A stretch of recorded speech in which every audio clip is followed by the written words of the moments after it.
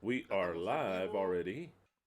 Perfect. The audio sounds good, I see. I hope so. Yes, I think it does. Yes, it's fine. Very well. Shabbat Shalom, my most esteemed friends, honorable judges, LVE tribe, as well as everyone else accompanying us. On this rather precious day of Shabbat, that is lukewarm, kind of cool, precious, clear, a bit windy, from California, the US of A, today being Shabbat the 6th of Aviv of the year 5994. And finally, we have a new year. I've already said it because it's the first Shabbat of the year 5994. A very happy new year to every one of you. It corresponds to April 5th of the year 2025, in which we shall study yet another subject, another chapter of the Spirit of the Feasts, part 26. If it's kind of low in volume, let me know. If it's low volume, it's not any problem. It's better that you raise up your own volume, because if I higher the volume, it gets distorted and it's horrible in every level of volume. Maybe in certain cell phones, it's not enough volume, but if you can hear me in a PC, in a computer, or a laptop, you can make the volume go up higher and it'll be heard better. Very well. Without any further ado, let us begin with a word of prayer. Our Father that art in heaven, we give you thanks for this new year. We give you thanks because we are alive and we are hoping and waiting for you to fulfill your promises. And we're still waiting and preparing ourselves. All this we thank you for. In your name, Yahweh Sabaoth, Alleluia. Yahweh has blessed with one more year of life the following members of the Eternal Truth: Jasmine Padilla Torres, Colombia; Jair Daniel Lombardi Ramos, Peru; Edna Elizabeth Lozano Marcos, Mexico; Alex Perez, Peru; Judith Batista, Panama; Ephraim Duque, Spain; and Minto Roblero, who is accompanying us here today and who brought these beautiful flowers that you see there. Many thanks. We'll be celebrating your birthday. Your birthday will be when the sun goes down. It's Sunday, but we celebrate the birthdays precisely also the previous day because it's a Shabbat. We celebrate them all together. So then you'll have a dual celebration today with us and tomorrow at home. So then a very happy birthday. Also, there's a birthday, 120-year birthday is the Boca Juniors Athletic Club. 2 days ago, it had its 120th birthday. Spectacular. It even seems prophetic. And also, all those of us who got married on Aviv the 5th of the year 2004, we are on our 11th year of weddings, LVE Weddings Day. So then many congratulations, and to every one of you that are celebrating, and that in that occasion, all of us together, we had a new covenant. Very, and much congratulations for the weddings and everyone that got married in that opportunity 11 years ago to every one of you. A happy anniversary. Incredible. So it's been 11 years. I don't know if it seems a lot or very not much. All I know is that the week, it's hyper short to me, it seems. That's what I do know. Maybe we kind of got married, kind of a long time ago, but I see it pretty close. We've learned many things from that date. 11 years that have gone by since we got married. More than 100 couples on that Shabbat. Incredible. Very well. We are in the month of Aviv, Pesach. is around the corner, as people say. Very soon it'll be Sunday, the 13th of Aviv. In other words, it's 8 days left for Pesach. It's not tomorrow, this Sunday, no, but rather it is the following Sunday, not tomorrow, but the following. And wow, nothing is left. Absolutely nothing is left for Pesach. And also immediately so after Pesach, Matzah begins, and the Shabbat after that is Bikurim. All of you already know all the things. We'll talk about that a little bit more today. So then the feasts are drawing nigh. I want to remind you, every one of you that need a consult call to find out what's going on with your system, your operative system, as well as your physical system. The consult call is free. Angelina has the consult call. All the information that you need to get in touch with her is in the description of this video. It is free, and you don't have to be a member of the Eternal Truth to have the consult visit. Very well. Well, today we'll talk a little bit about the feasts. Shemah Israel, YHWH Eloheinu, YHWH Ekhad. Hear, O Israel, Yahweh our God. Yahweh is one. It's not two, it's not three, it is one. But also, Yahweh, in the human form that he took, told us also representing the Messiah. John 8:31-32. Then Yeshua said unto the Jews that had believed on him, if ye were to remain in my word, then ye shall truly be my disciples, and ye shall know the truth, and the truth shall make you free. It is a text that the people read and do not comprehend entirely, because they say, if you were to remain in my word. And all believe, not all, some believe, that it's referring to the word that he said 2,000 years ago. As it turns out, he didn't even write any word of his own. It is what they say about him, and it's the game of the broken phone that Jesus said this, Jesus said that, that's fine, but he didn't even register in a book saying, these are my words. Believe in my words. What happens is that it goes way past that. He does not want for us to believe in his words as a Messiah. He is representing the Messiah, and the Messiah clearly comprehends that the Messiah says, you have to remain in my words. They are the words of the Messiah, not of the Jesus of 2,000 years ago, not of Yahweh in the flesh, in a human form, representing a Mashiach of 2,000 years ago.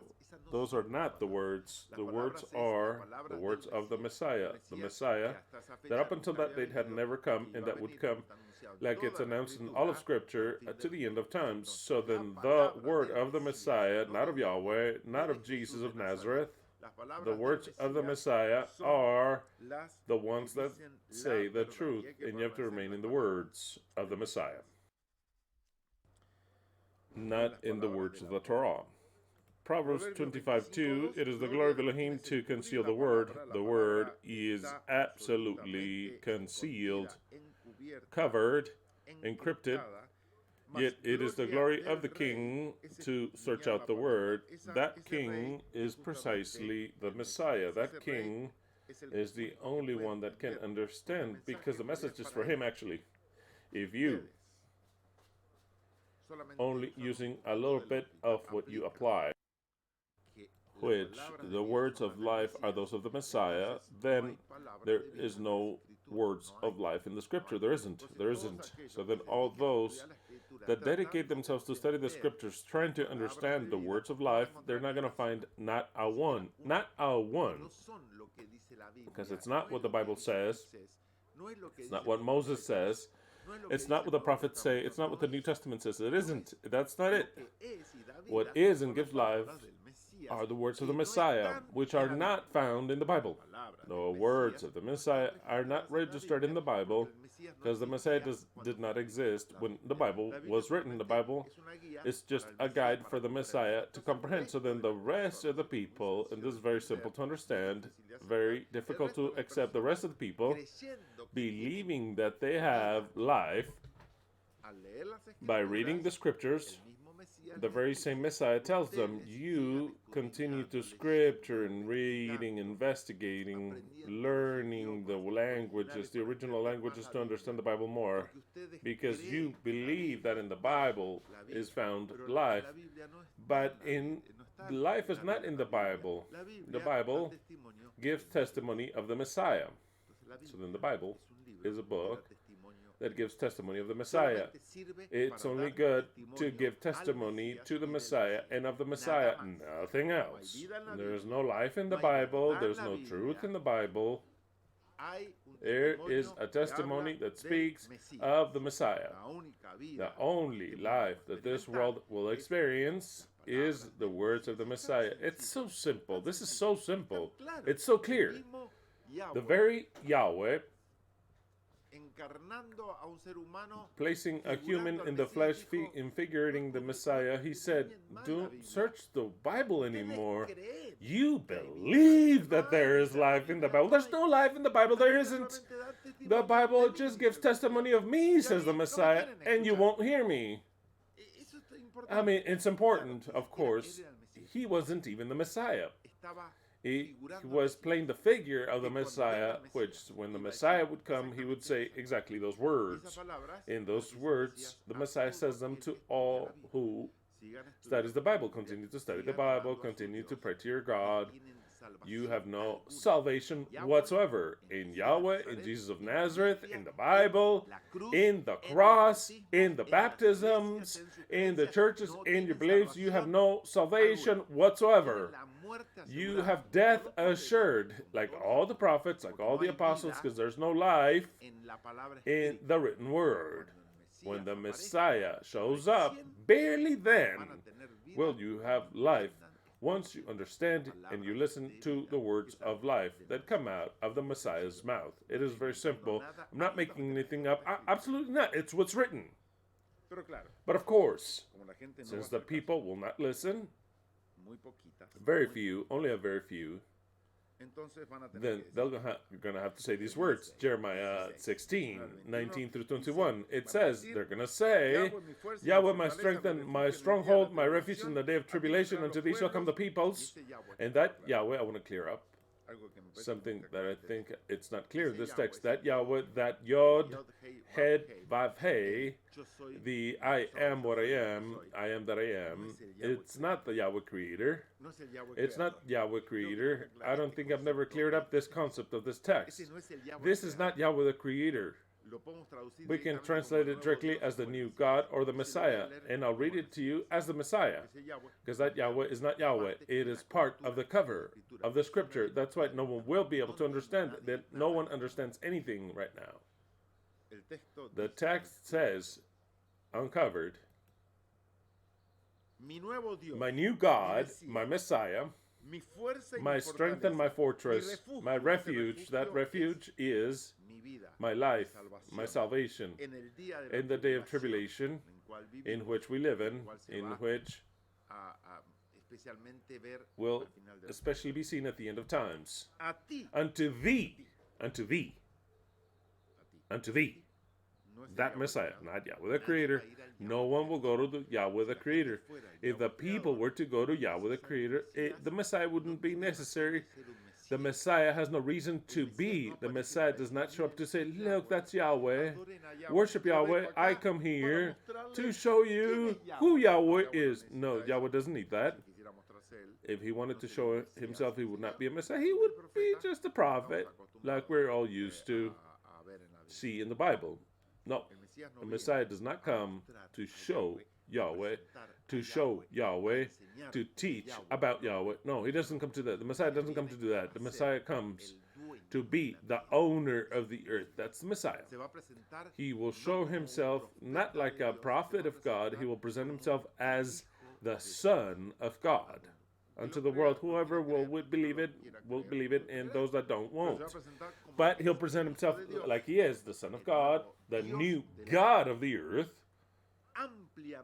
Widely so, the specific concept is found in the scriptures that we'll study part of them today. So then, they're going to say, unto thee, that unto thee is the Messiah, the new God.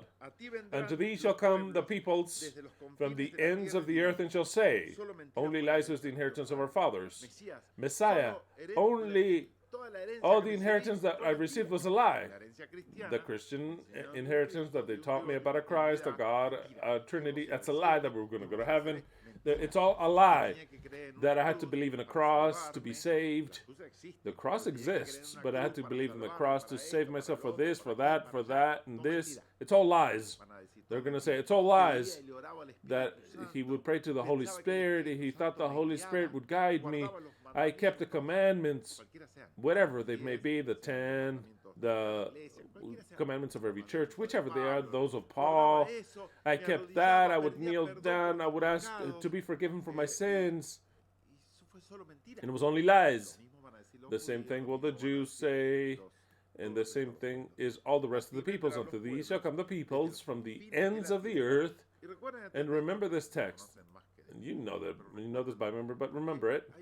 That there is a very similar text that we may read today. Unto thee shall come the peoples from the ends of the earth, and shall say, only lies was the inheritance of our fathers, vanity to which there is no avail.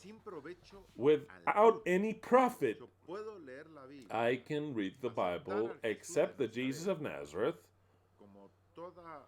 as all my family, which are my parents, my grandparents, my uncles, every last one of them, they all accepted Jesus of Nazareth. They lay prostrate before the Jesus of Nazareth, and the biblical answer is vanity to which there is no avail. None. They had no profit of them. None.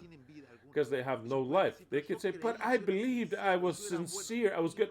They have no profit. There is no profit.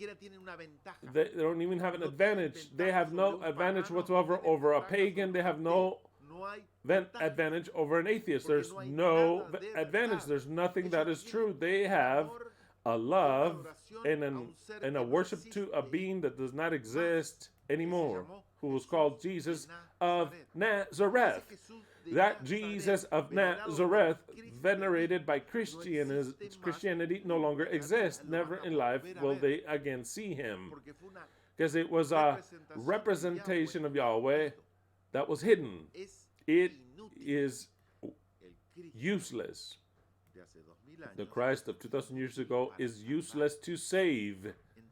So then all the Christians will have to recognize that it was not just a little bit useless, not just a little bit wrong. Hold on, let me correct a couple of things, and it wasn't so wrong. They were all absolutely wrong, and it's a part of the play that Yahweh, the Creator, made.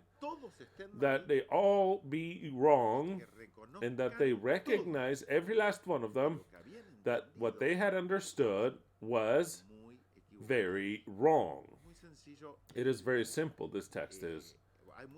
There are many people listening to me because they write to me. People write to me. Christian people write to me. Messianic people write to me.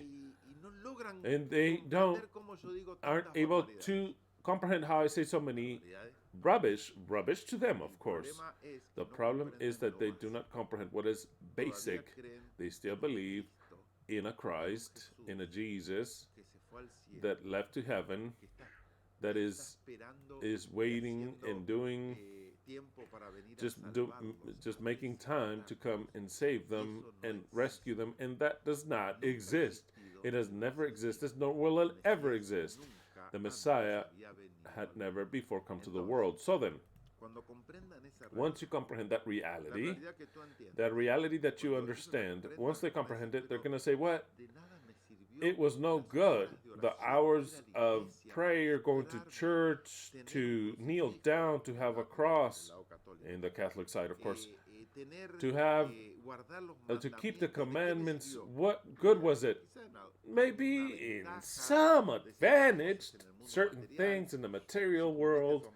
If you followed those commandments, maybe it saved you from family problems because you wouldn't deceive or you wouldn't steal. It made you a better person. That I won't argue. It made you a better person. But for the salvation, it was no good to be a better person. In fact, it was harmful to you. It was harmful because you enclosed yourself in a belief, a false belief. And when someone encloses themselves in a false belief, it is very difficult to take them out of there, even if they are so good. Even if they are the best and the most correct person that they are, it is almost impossible to take out that love that they have towards something that they've never seen, but they believe it to be true. Also, the Bible lies when they say that faith is a gift of God. That faith is a gift of God. No, the faith is no gift of God. Faith is something innate in us, and we can develop it however we want. We can have faith in a soccer club. We could have faith in a person, and that fails us, and the person will fail the football club. We could have faith in ourselves, and when we fail, it has a terrible devaluation. We could have faith in a product. We could have faith in the doctors. I'm going to say it like that. Oh, Eddie, what happened with you? Are you here? Oh, hold on. I brought a new Eddie that they gifted me. This is from Aces High, from the Power Slave disc. Stay there, please. He's got a gun. He is pointing towards Brian. Careful, careful. This is the window. In case somebody comes, some Christian that is very offended. He is watching there. He's watching. He's like, not on my watch. He's watching there. And the Christian says, but that is a demoniacal. Maybe it is demoniacal, but that's no problem. It's pointing towards somebody. Eddie is. So then, what was I talking about? What was the last thing? I can't remember. I was distracted by Eddie. I mean, what? Oh, yeah. So then you could have blind faith in something. Blind faith. That's not a divine gift. Augment our faith, Peter said. Augment our faith. So then, how many times did I pray? I'm speaking for myself. How many times have you prayed to Yahweh asking him for more faith? Because you thought it was very not so believable, certain things, or it's as if you were losing your faith. Losing my faith. Of course, losing my faith. What happens when you lose your faith? You stop believing. Because the faith is part of what makes you believe. So then when I lose my faith, I stop believing. Angelina was telling me the other day that no atheist chooses to be atheist. They are atheists because, without wanting to, they lost their faith. So then no one says, I want to be an atheist. No, nobody says I want to be an atheist. You become an atheist because you lose your faith. So then they don't believe anything. In my personal case, I have to fight daily to keep the faith. The faith in a God that is so wicked, like also so powerful, like also so intelligent, that my faith is made to stumble just by believing the father of lies to fulfill something, because he called himself the father of lies. Looking at Israel, he said, your father is the father of lies. Your father is the father of murder. He is a murderer from the very beginning. And we now understand, discovering in the scripture, that it's saying things about himself. That he is a murderer, evidently, and the most extraordinarily huge assassin that this humanity has ever seen. And also the greatest liar of them all. But I'm talking about liar to a level that a human could not be. At a level of the level of lies of Yahweh makes me be so dumbfounded.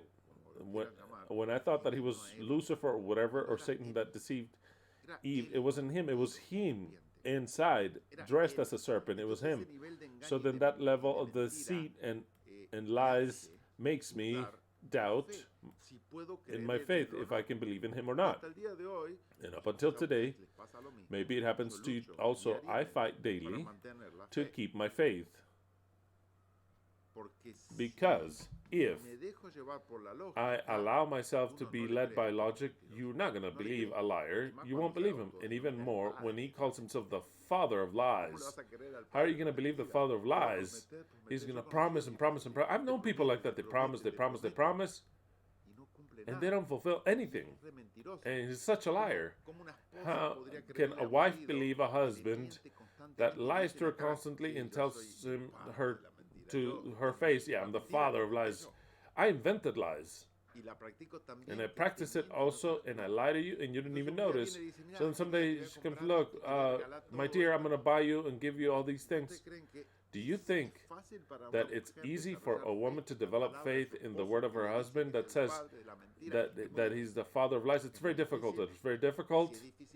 If it's difficult for me, I can imagine you, every one of you must have your struggles. It is difficult to believe once, as long as you're blinded and you don't see anything, you think that God is good, that God can't stand sin, that God cannot lie. It is difficult to believe that God will come that you've never seen to save you someday, and that will resurrect you if you died, that will resurrect your kin that believed in him. It's difficult. But the people, give or take, they start to develop it. They have to read. That's why you have to read the Bible lots. In the churches, they teach you read the Bible, repeat, so you don't lose the faith. Because in the moment that you start to not read so much and you don't feed yourself, you don't get up, you don't worship, you don't sing, you don't kneel down to pray, you start to lose your faith. And you become one that, if he exists, that's fine. If he doesn't, then later, maybe he doesn't even exist. Thinking in that way, that is a level of difficulty. Now, it goes exponentially, the level of difficulty, when you learn that God is the father of lies. There, it goes up to a difficulty that I admire you for believing what you believe. I admire myself for believing what I believe. But I have to recognize that you have to be very special people. Because we understand that Yahweh is wicked and good. He's unfair and fair. He is absolutely all-powerful. He's the father of lies, and he's an assassin. We have to believe him, that he, to a group of people that he calls the Messiah, singularly, will give them a power for them to be able to take possession of the earth. It is difficult to believe. That is a lot more difficult to believe than to be a Christian. A Christian that feels like he's a sinner and sees God as something that is absolutely fair and pure. So then you believe because I want to be saved. I am complete trash. I'm a worm. I'm going to keep the law so that my God favors me. I kneel down before Christ, before Christ Jesus. I pray to him for his pardon. So then faith, you saved yourself by grace. They say just by grace. Faith could be developed because you believe in something of what you don't deserve, but give or take, it can be developed. But in our position, it is very difficult. And it's very difficult, and it requires lots of struggle on our behalf. And no matter how many times you ask God to give you faith, what faith is he going to give you? Faith is what we believe. And faith is a gift of God. That's a lie. Faith is something that we develop or we throw away. That's just like that. We either develop it or we throw it away. Faith could be as strong that an Arab would sacrifice himself thinking, having faith in his Allah, in his Prophet Muhammad, that will receive certain special gifts. He does it by faith. He ends his life for faith. If that's not faith, tell me what faith is, and don't tell me that that's a gift of God, that God give the Arabs that have lots of faith. Many people lacerate themselves. They injure themselves. They do certain sacrifices by faith. by faith. Those that supposedly worship Satanism, they don't even know what they worship. They do sacrifices, and they could even do human sacrifices by faith, because they believe in something. So then faith is not a divine gift. The apostles are very incorrect. Faith is not a divine gift. Faith is a gift. I wouldn't call it a gift. It is a practice of ours, which is our duty, if we want to have faith, to practice. That is why the only way of developing that faith is to start every day to remember the promises, to remember the words that you heard, and to make them your own. It is to form a belief that is so strong that that belief starts to give birth to faith. Belief gives birth to faith. I just made something up, and I think it's great. It is not a gift of God. A person that doesn't believe in anything comes and says, oh no, I believe so much. Oh, thank you, God. Even more faith. I want more faith. No, that's not how you achieve faith. Faith is achieved first, but starting with a belief. I'm talking about belief. I believe in this, and I'll play it. Even if it's a lie, I'll risk it. I'll risk it, even if it's a lie. I'll risk it, even if it's a lie. Look, for faith, people go to chemo. If it's not for anything else than by faith, the faith that they have to the white robe, I mean, it's incredible. They place their lives in their lives. If you want, just sign here, because all this will have its consequences. You can be, oh, yes, that's fine. Where do I have to send? And you're going to have to pay. No, yes, my faith gives me. I'll pay fortunes. I'll place my life knowing that I might not even come out of there. I'll do treatments that will not lead anywhere, and that they tell me of the things that are going to do by faith to see if it cures me. That is faith. Why? Because faith is born of belief. That's all. There cannot be faith if there's no belief. There can't. No one can have faith in something if you don't believe it. So then what is faith? I'll repeat it. It's not a gift of God. It is the development of ours, our effort. Faith is our effort. So then don't ever ask God for faith, because it is like asking my dog to wash the dishes. I can ask him 1,000 times, he won't wash them. He won't wash them because he doesn't even know how, nor can he do so. Well, God cannot give you faith. Evidently so. God's not going to do anything for you. I mean, that's first of all. Nothing for you. Nothing. He'll make your life impossible. That he will do. So then, faith, I fight every day to keep the faith. It is difficult. It is an exercise. It is like a muscle. If I don't exercise my muscle, I'm going to lose it. I can ask God to give me more muscle. I can ask him, and I can listen to some idiot that says muscles are a gift of God.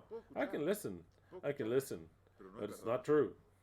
I can be praying all day for my muscles to grow. They're not going to grow. They're going to decrease.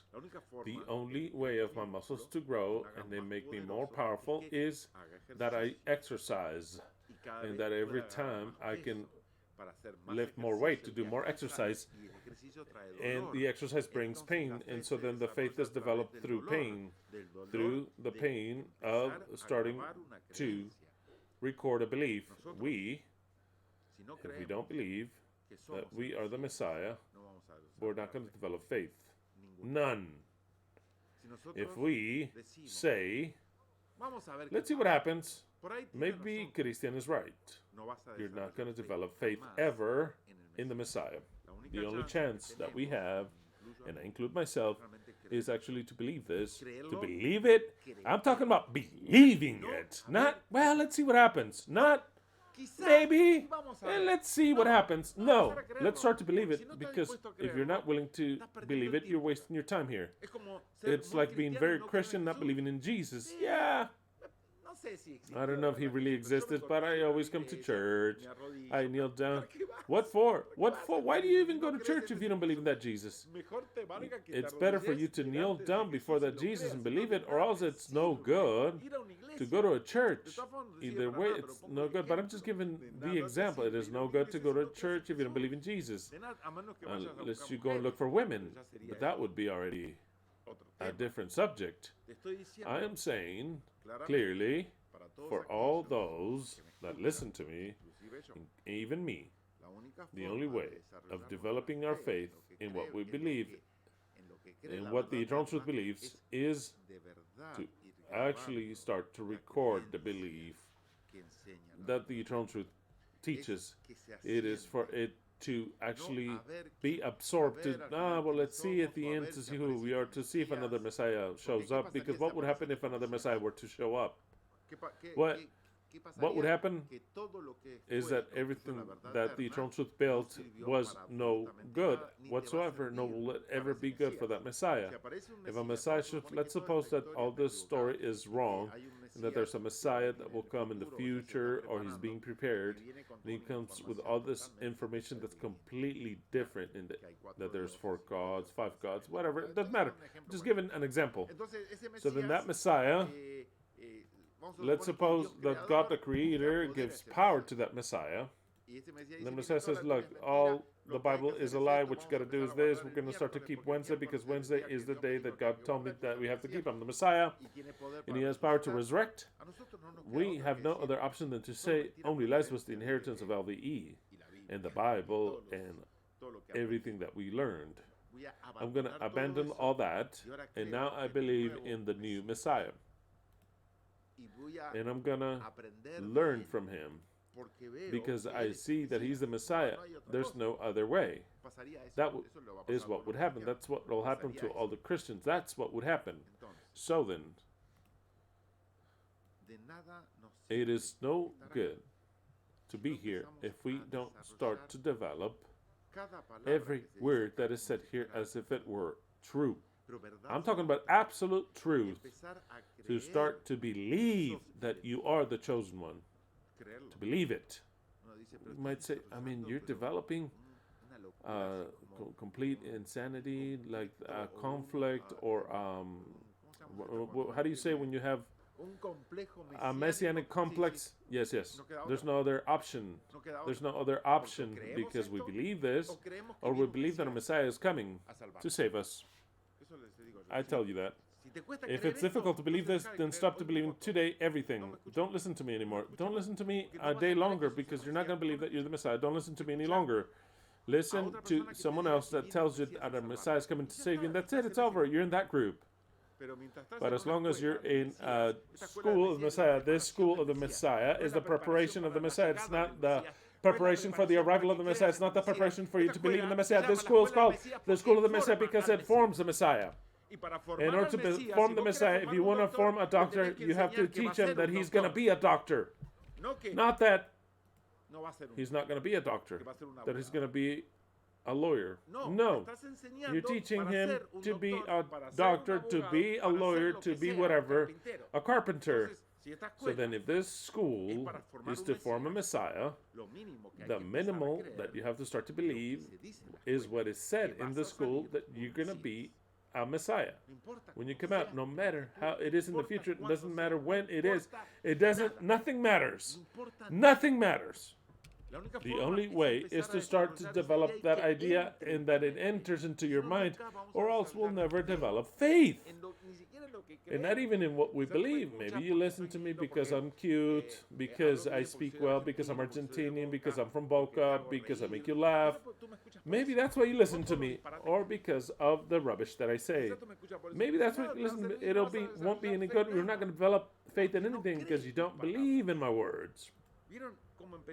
You see how I started the text. If ye were to remain in my word, then ye shall be truly my disciples. But to remain is to believe. It is to believe. So then, we are here not to worship God. That's first of all. To worship God however you want, whenever you want, and at home. Here, we are not gathered together to worship God. If you start to pay attention to my prayers, they're not prayers of worship. Maybe, thanking Him for something more than anything is that we are waiting for you to fulfill your word. It's not a group of worship. It's not a group of worshiping God. It's a group to form. We believe that in the Bible it says that has to be formed. And in the Bible it says that there is a people, a group that forms a Messiah. That Messiah has to start to believe that He is a Messiah. Because if he does not believe that He's the Messiah, he's not going to be a Messiah. There's never going to be, who was I? A human? Oh, a Messiah. And others said, no, you're the Messiah. Oh, I'm the Messiah? Oh, that's great. No, that's not how it works. And that's not how it will work. That's not how it'll work. And if we were wrong, which we're not, but I'm giving you the possibility for you to think, because my mind has to think always in all the possibility. That is how my mind thinks. If we were wrong, we would wrong in any group either way. Until Messiah shows up and we say, well, we were wrong. It was no good. Vanity without any avail. Only lies was the inheritance of everything that we learned. I'll follow this guy. That's it. What is the problem? At least you believed in something. The Christians at least believed in something. It was no good, but they believed in something. But what we have is so magnificent, so juicy, that it is here to believe or go. Because to have caressed this, for later someday to notice that you were not a part of the group, because you were not able to develop faith, the necessary faith to believe what you are, then it'll be very painful. It'll be very painful. The Messiah is created on earth. The Messiah is born on earth. And the Messiah is here. And the Messiah is he who believes he's the Messiah. By certain characteristics, the Messiah is the Elohim of justice, and he wants for everyone to live. The Messiah does not want to punish with eternal death anyone. The Messiah puts all the guilt upon God of all the problems, the chaos, the pain, sin, and death of the earth. That is what the Messiah does. If a Messiah doesn't do that, then he's not the Messiah.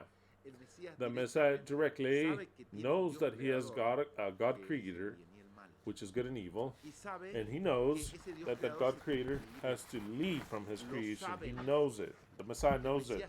The Messiah does not come to represent God. The Messiah does not come to present God. The Messiah does not come to fix the world for God. The Messiah will fix the world for himself, not for God. I want to make that very clear, because those are the characteristics of the Messiah. It is for him the world is. It is for him. It is not the employee of God. It is the Son of God, the heir. And as a son, he respects God as his father. But what the son inherits is his. It's his. So then when you find a group that has those characteristics, you found the true Messiah. If someone comes and says, I'm the Messiah, I'm the Son of God, I come for you to know God, my Father, he's good, he is the God, then he's not the Messiah, he's a clown. He's a wannabe. He's not. And he says, oh, those that don't believe in me are going to be lost forever.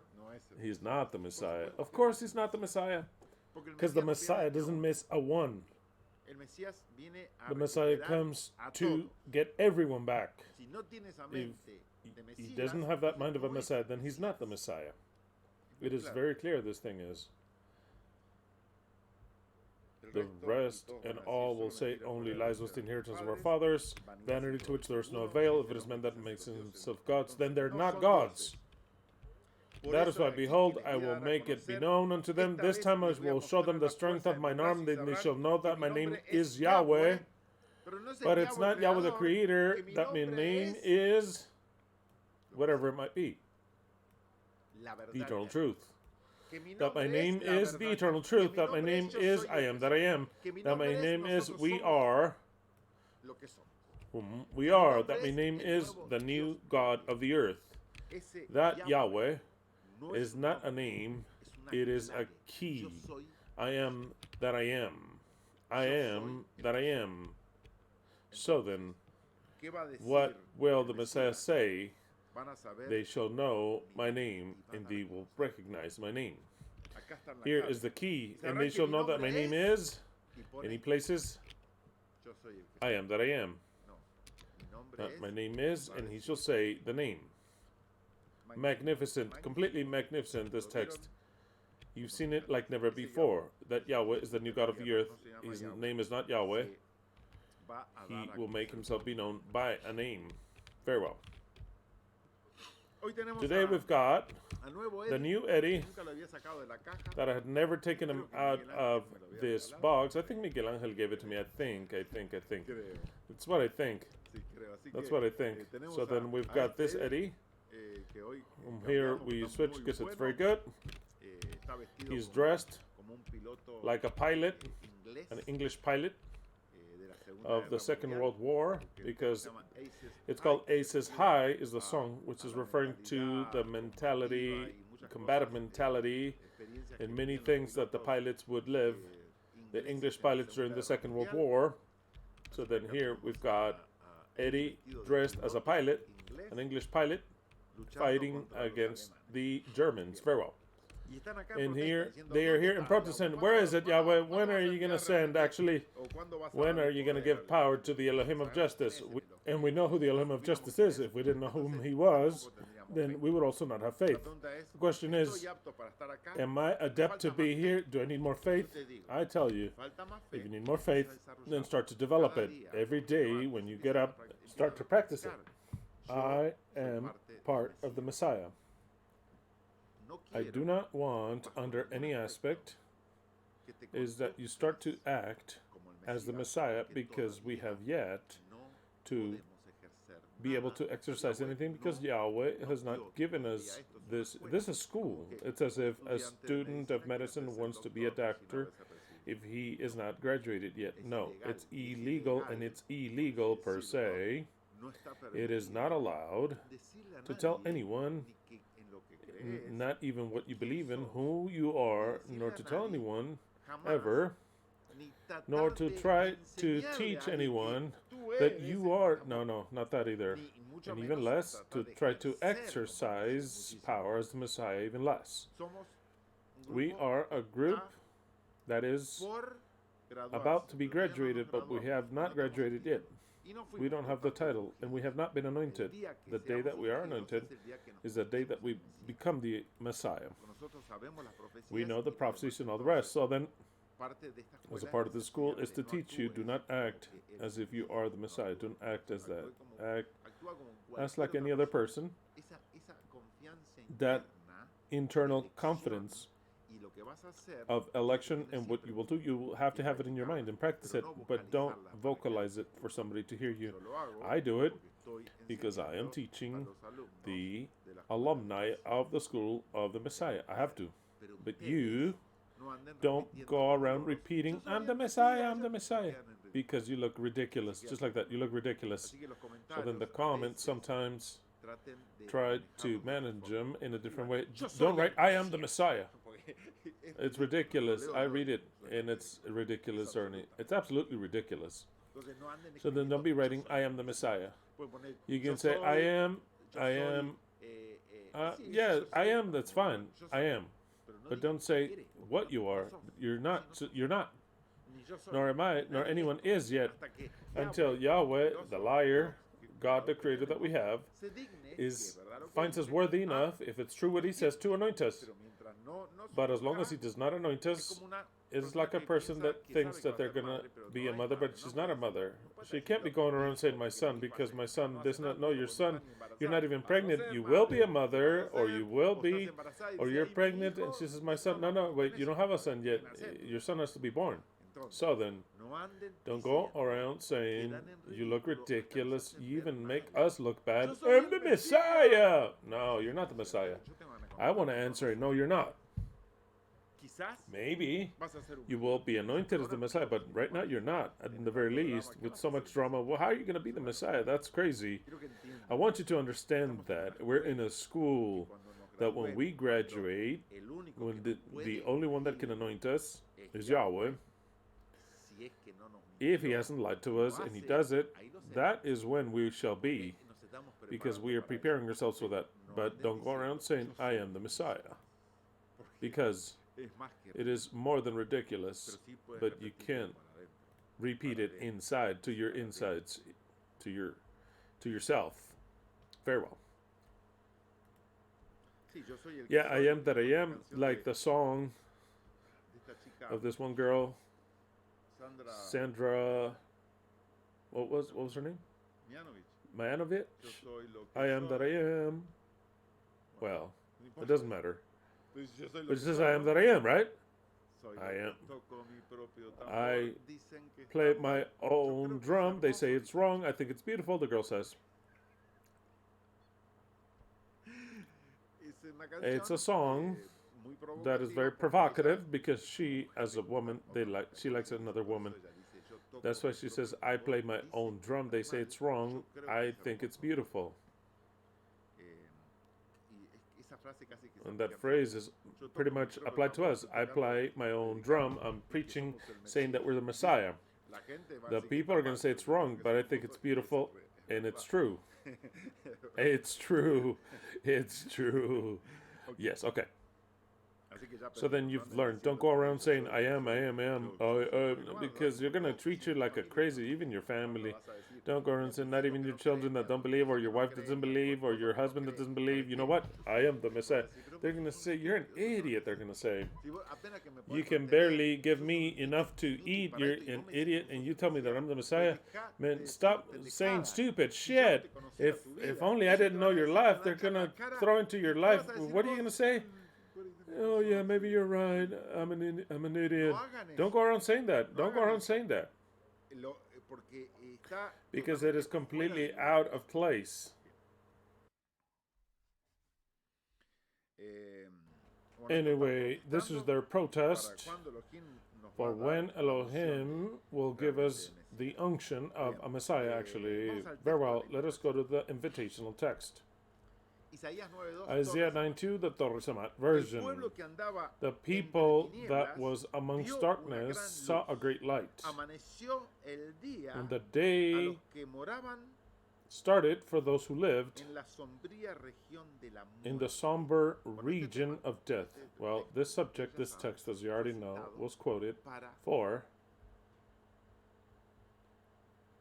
Yeshua of 2,000 years ago. The reality is that Yeshua did not bring any light. Zero light. Can you believe in the Yeshua of 2,000 years ago? Yes, but you would not have any salvation or possibility because he brought no light. It was a mere representation, and aside from the fact that he had to die, because I would not accept to not even work for this God if he had not died. That is the only thing that keeps me saying, well, he was the greatest assassin, he was a liar, but at least he put on human clothes and he died. I would have punished him even more. I would have had him to have more problems. I would have him have leprosy for 5 years and then to develop some sort of cancer, and for some extremity to have been amputated and to have been raped 10 times. Yes, I'm serious. I'm not joking around here. I'm not joking around. If the Creator made us go through this and he wanted to have at least a little bit of the human experience, to torture him, to have him at least 5 years in prison as a torture and rapes, many, I mean, it cannot even go close to what this humanity has suffered with that. Burns, torture. I mean, oh no, just for some slashes. And that's it. He's ready. He's like, no, I'm fine. I'm fine. Take this cross. No, it's too heavy. Let someone else take it. And then later, what? They're going to cut my legs off. Oh, no. So then, okay, yeah, he died. Like, he had a heart attack and that's it. He died. And then what did this guy die of? I don't know what he died of. No one died. You know that in the cross, it could be weeks. And they would leave them there. They would give them a little water so that they would suffer, And the torture of the cross was the time that they would leave you, suffering and exposing you to people naked, in the cold, and hunger, and hung outside. It was torture, the cross was. It was not means to kill you quickly. But since the priests, the Jewish priests, said, hey, the Shabbat's starting, and the Passover, because it wasn't just a weekly Passover, it was a Wednesday. They're like, the sun's going down, and it's Passover, today's Passover. We cannot have anything dying here on our land. No. We have to end it today. We wish for him to suffer more, these sons of bitches, but no. So then they asked the king permission to do away with it, and the king said okay, and so the soldiers went to go kill him. Since you've read this many times, one they broke his legs, and the other one they broke his leg because with the legs they would hold themselves up, but once they broke their legs and the whole body sustained by their arms in this position, then you can breathe very little because you start to collapse the thorax, and it becomes very difficult to breathe due to the weight. You're not even grabbed onto anything, and even if you were grabbed onto something, and then you are hung up right there, and by being hung up right there, and you cannot breathe as well, and with low oxygen, you die soon. When they went to go break the legs of this one Yeshua, they saw that he was already dead. And they said, hold on, did you ever see anybody die like that? We didn't do anything. What happened to this guy? And some soldier says, maybe he's acting. Hold on. This is not. He's not gonna fuck with us here. Give me that. Maybe he's acting. You know how it's gonna. And he didn't jump. He was dead. He didn't jump. He was dead. So as to not go through the next thing that was coming. I'm out of here. Yahweh suicided. That about what they told you, because everything is a whole bunch of lies. Oh, because the sin was so terrible. He felt the separation between he and his father. You know how many lies they told me? He believed that his father had abandoned him. Father of mine, why have you abandoned me? He felt such a separation that he had never felt before, and that sadness killed him. You know how many separations of father and son have happened in this world, and there's a conflict, but they don't die. There's a conflict, but I'm sure you have one of those, but you don't die. You don't die. But the Christians made up this whole lie to round up the story and for it to fit in the heaviness of your sin. Killed him. Wait, hold on. I didn't even sin. Doesn't matter. He saw it. He saw your sin. Well, he was on the cross. He saw it, and his father was pouring all the sins, take this and take that, and so he was receiving. That is what they've told me. I'm not making anything up. It was a type of. You see how they make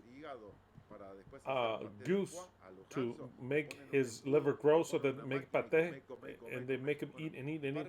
That's what the father did to his son. He was nailed right there. He's like, "Here, take this, Jesus. You're gonna eat even the very last sin, because these are the sins of everyone, even the very last one. The ones that have sinned now and the ones that will sin to the very last, that I'll save, because I have such a vision that is absolutely futuristic. I am God, and I move in time. I do what I want. I know who's gonna sin. I knew everyone already from beforehand. Take this. You're gonna take all the sins." So then, in one of those, maybe the last one, his heart exploded. He couldn't bear it. That is what the pastors explained to me. And I, like a good son of Christianity, believed it and said, wow, how terrible what Jesus did for me. That he took my sin, he bore my sin, and ended up killing him. Because it was the one that precisely, even less than yours, but with yours and all, they saw that it was the one that went over the tiptoe. It's the one that broke the camel's back, as they say. And they make you believe, oh, I killed Jesus. That's what they made us believe. No. Jesus suicided. Jesus committed suicide. That Jesus, that Yahweh said, that's enough. That's enough. He said, he just stopped his heart because he was God. He was God. There was not pain. There was not anything else other than that's enough. I've fulfilled. I'll die, and we'll see you later. And we'll see you later. That's what happened completely. That's what happened completely. That's what happened. Why did he do that? So that I can forgive him. If God wouldn't die in one way or another, because I know that he as God didn't die, but at least he placed all of his effort. I accept it. He placed all his effort because as God he didn't die. I'll tell it to you right now, he didn't die. God cannot die. He cannot die. So then he put all his effort into it to say, look, I'm going to take his form. I'm going to suffer a little bit. I told you he needed rapes, punishment, heartbreaks, slaps in the face. He needed to have children, to have a woman to get divorced, to have another, and for the woman to leave with another, and all that. All the things that humanity suffers, It was just very little. He chose a very good mother, the Holy Virgin Mary. He chose a very good mother to have a good time. Because what if he had a different mother? One of those castrating mothers. Imagine, he's like, nah, if they give me a mother like that, it's going to be very bad. I'm not even going to perform that role. I'm going to choose one that is a good mother to me. Since you're going to come and all that, look for one at your measure that does not punish me, that treats you with love, with sweetness, that doesn't generate so many conflicts and all the rest. I comprehend it completely. So then, you're going to live a life. He also needed to grow old. I would want for Yahweh to be 80 years old and for everything to hurt and to have his bones like this and to suffer all kinds of conflicts. High sugar, impotence. Imagine that, Yahweh with impotence. But in the human body, of course, if he used his power, he was going to elevate all things. Right, of course. No. Without cheating, no cheating. With impotence, with this and that. All those types of things like that. That's what he needed still. So I am not going to believe that, oh, how Jesus suffered. No, come on. I'm not going to believe any of those jokes. I accepted that he did it softly through 40 years and he left. I'll accept that. I'm 55 years old. I mean, not to mention you, who are older than me, who have lived other things that, oh, wow, mamma mia, I mean, forget it. Just so you understand it, any one of us has suffered a lot more in this life than Yahweh himself when he came in the flesh. I'll tell it to you now. Yes, we have suffered a lot more. We have suffered more. And I put it as a group or as individuals a lot more than what Yahweh suffered. To top it off, the guy didn't even work. People said he was working. What he worked on? Well, he helped us, the father. He was helping his father. Once he started to speak, he left his father there. It's not that he would eat with the sweat of his brow. No. Well, if we don't have money, let's go fish. And we'll pay things with that. And he would do miracles like that. And I think that's fun.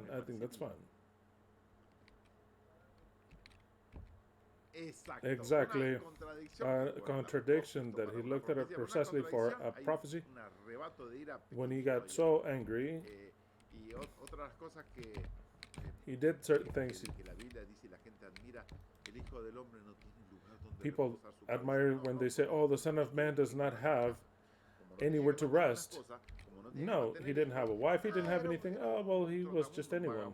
Just a wanderer. He was just some guy.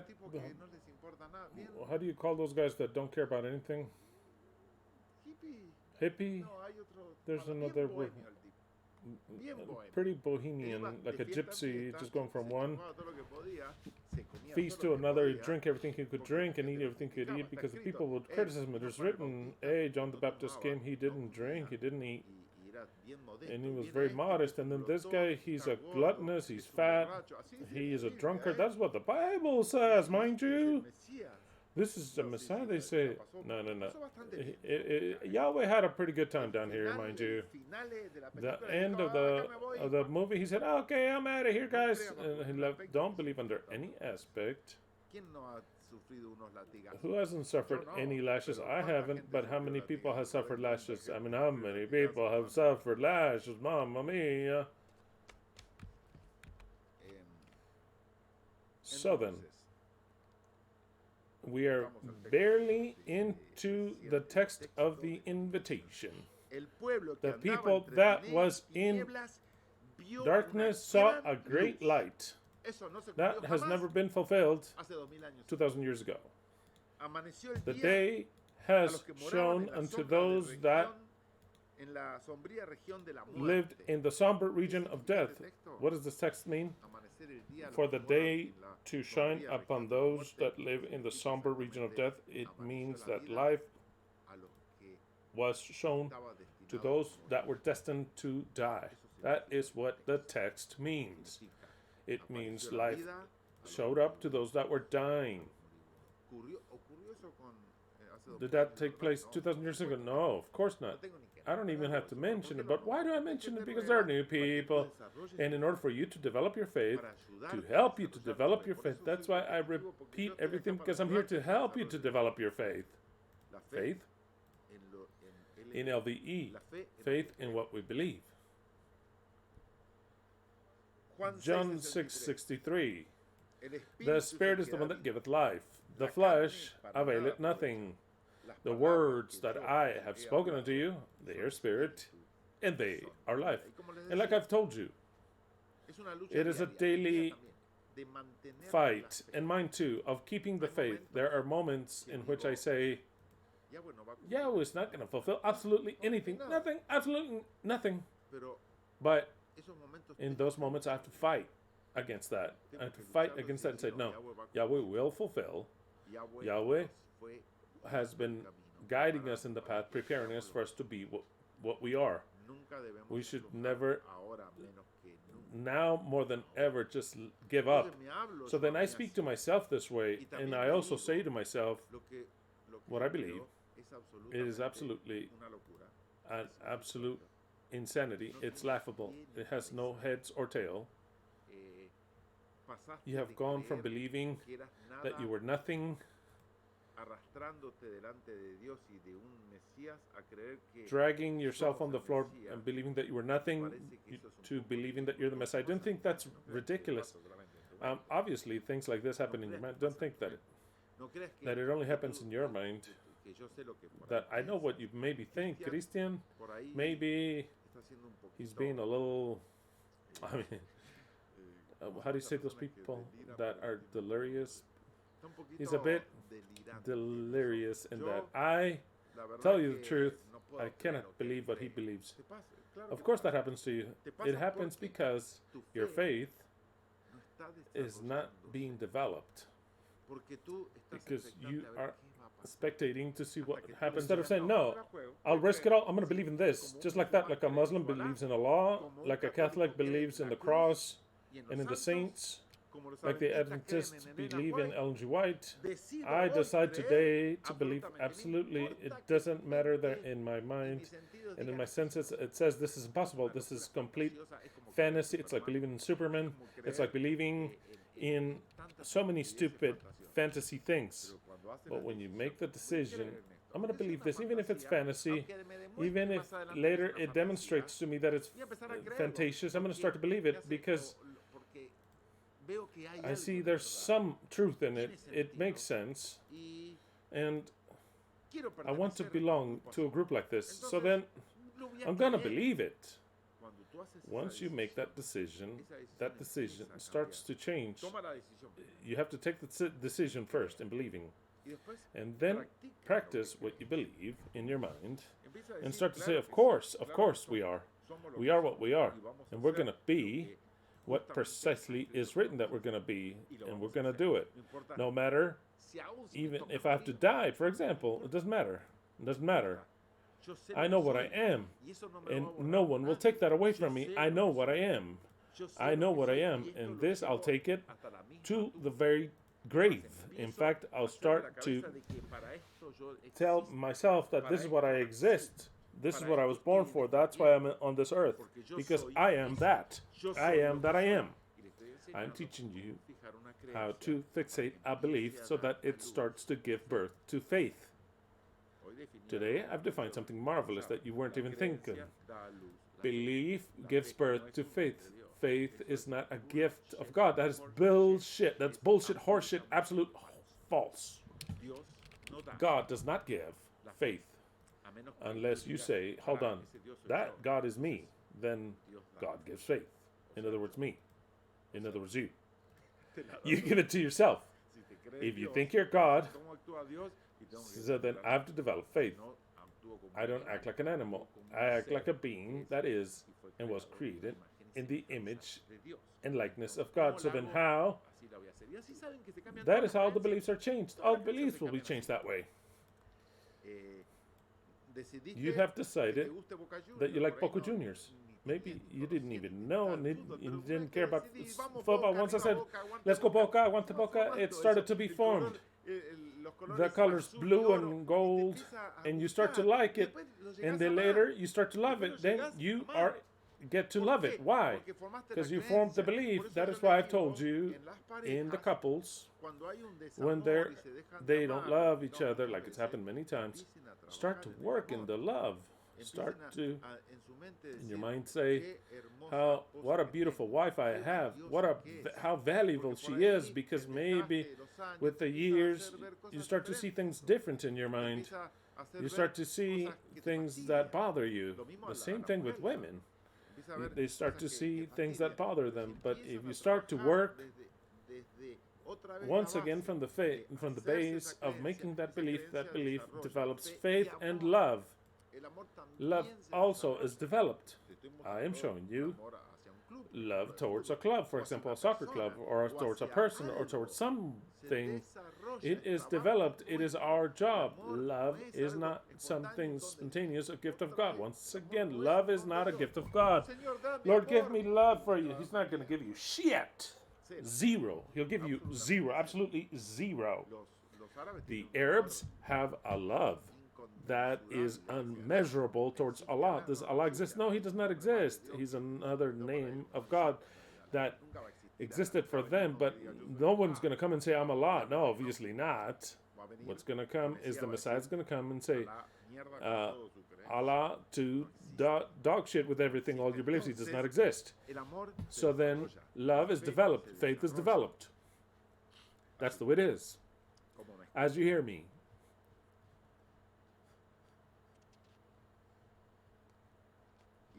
And that is why you have to be born again. But I'm not going to read what I always read to you, because that helps to develop your faith. Because I want to advance a little bit more. I've advanced an hour and 16 already. An hour and 16? Incredible. Incredible. Okay.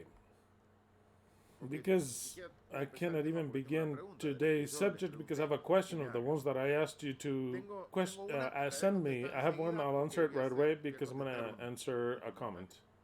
I don't even know why I'll answer this comment, but I'm going to answer it anyway. Question is this. Most esteemed Christian, with all due respect. Well, when they say with all due respect, you know that something comes that apparently is not so respectable, but oh well, that's the way it's written. Most esteemed Christian, with all due respect, I have yet to understand, or it's difficult for me to accept, going against to a specific law of Yahweh, which is not to eat leaven during Pesach and in the feast of unleavened bread. It isn't that daring Yahweh in going against the spirit and meaning of this feast?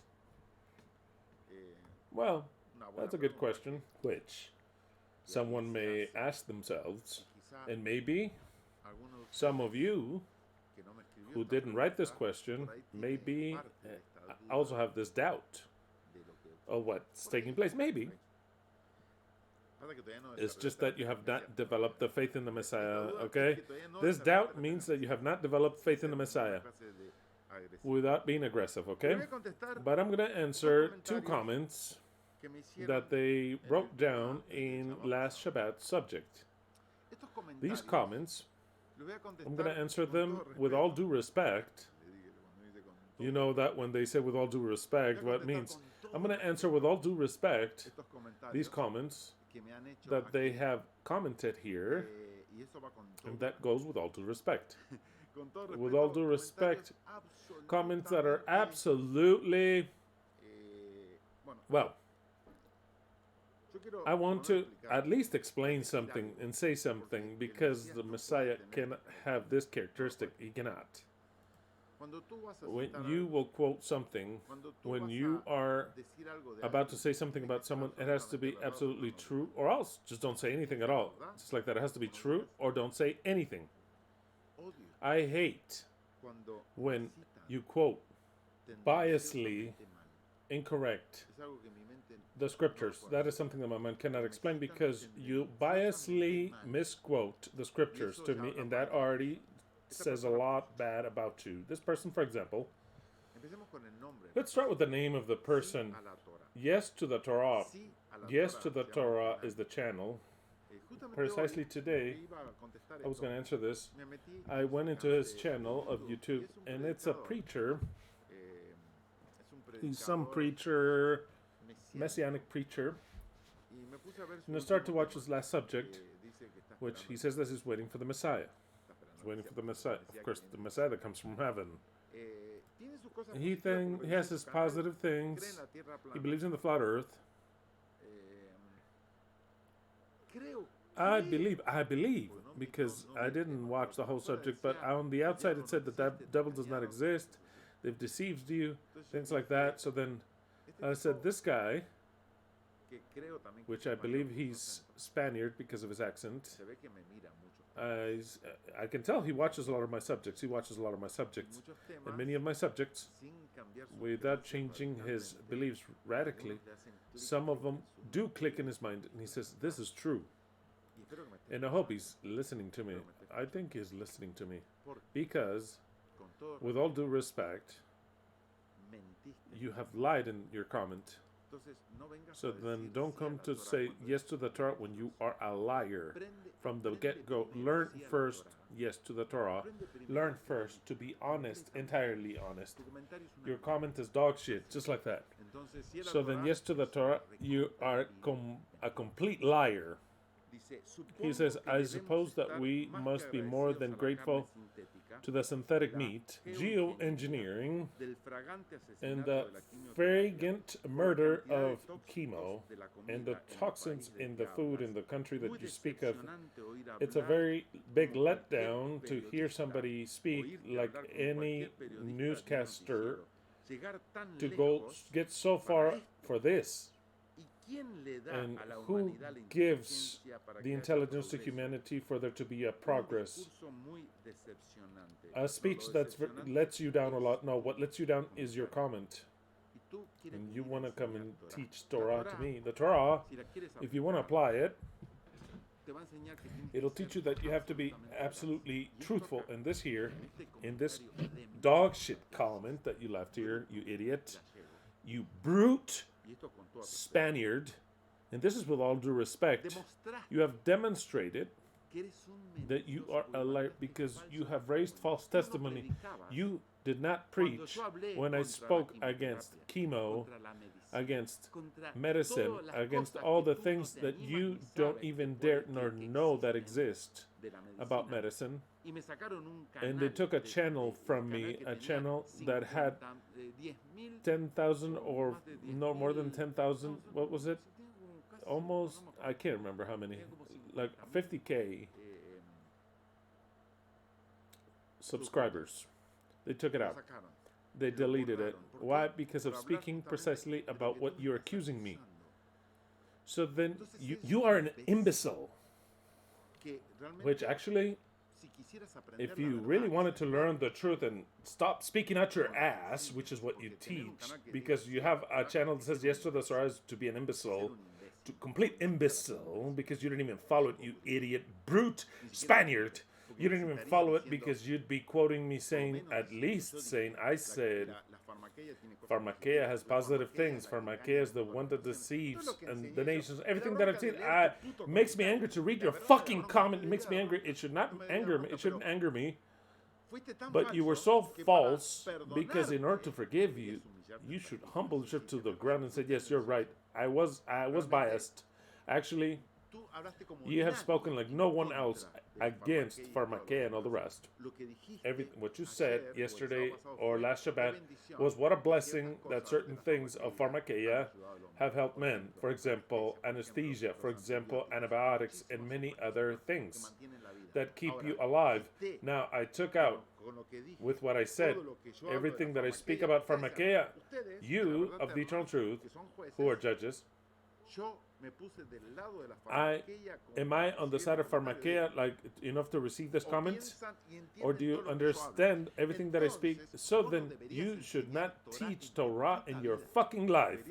You should stop speaking at your ass and ever open your ass again to speak, because your teaching is dog shit. You don't know what you speak of. You teach that a Messiah is coming, and to top it off you say that I've gotten so far to go back and say that it's all good. What Pharmakeia does? No, you stupid idiot. Absolutely not. Since I'm an intelligent being, and since Paul said, who's also against Paul, that's why I said this guy learned everything from me. He's against Paul and all the rest. This guy, I'm going to quote Paul that says, listen to everything and retain that which is good. So then I hear everything that Pharmakeia has for me, and I know there are things that are of benefit to humanity, and if you do not understand that the advance in the seeds has fed this humanity and take their hunger away, and that the seeds goes way past a redesign in the seed itself for it to be more productive, so that certain bugs do not attack it and plagues out there, so that it may contain more content in certain things. In Japan, rice was redesigned so that it can contain certain vitamins that we're completely deficient in, and now rice contains certain vitamins, and it has helped immensely the population. So then when a person that's so stupid and blind comes and says everything that technology is wrong, and when someone like me, which does go against it so hard that they take my channel out, comes and says, well, he did this, okay, and tell the truth, it really has taken pain away from humanity. When they tell me that, and when they tell you that, and to top it off, they attack you, it is because you're an imbecile, actually. And I'm not trying to convince you to listen to me. No, you're going to have to kneel down and ask to be forgiven. I'm not telling you to come and listen to me. No, of course not. You already listened to me. And you steal everything you like, because in you there's nothing to teach. You're a stupid messianic idiot that says yes to the Torah and has other commandments that say, other videos has the 10 commandments. The 10 commandments? The 10 commandments, you stupid idiot. If you're going to keep only the 10 commandments, then you have to do sacrifices. You have to be more than an idiot, like I was, to say, I believe in the 10 commandments. But in the ceremonial law, I don't. I believe in the 10 commandments. But women, now you have to treat her, well, you stupid, brute Spaniard. The 10 commandments were written for people that are so stupid like you. So then continue reading it and teaching it, because your punishment will be even greater. And it's not that I'm upset because you criticize me, because to top it off is lies. It's an absolute lie. What you have presented here is a lie. I left your comment there. I'm not going to delete it so that the people can read it. And a stupid idiot like you come along and see this and say, oh, he's right. Wow, he's right. I'll leave it. You know what? Because it is necessary. I don't want people here that are stupid idiots. I want people that can think people that listen to me, that listen to whatever else is. No, this is what I believe. I believe this because that is how I believe it and I feel it. Not because it is the only option that I've had. Not because I don't know anything else and I think that was okay. I don't want no one like that here. I want for every one of you understand very clearly what the other side believes, and that if it convinces you even more to leave, because on the other side there's a God that is all love, there's a Jesus that is willing to save you, gave his life for you, and just wants you to kneel before him and ask him to forgive you, to believe in him, and he'll save you. That is somewhere else for you to believe. If you have that belief, then go to that place. If you're a stupid Messianic, go to that place. Don't listen to me again, because it's not for you. To top it off, I don't want to retain you. I want you to leave, because you're not the material for the Messiah. You're not. Your words are too hard. This is leave, all of you, dog shit, all of you. I'm not saying it. It's in John 6. From 60 to 66, the disciples say, others say, your words are too hard, Lord. And he gets upset and says, he looks at the disciples, you also want to leave? What do they answer? No, where are we going to go? The only one that speaks with coherence and words of life, no, nowhere else. Let these sons of bitches go to Moses, so then say, yes to the Torah.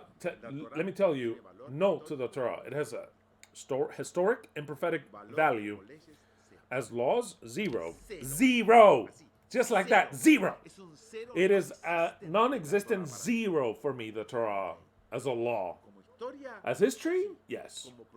As prophecy, yes. As law.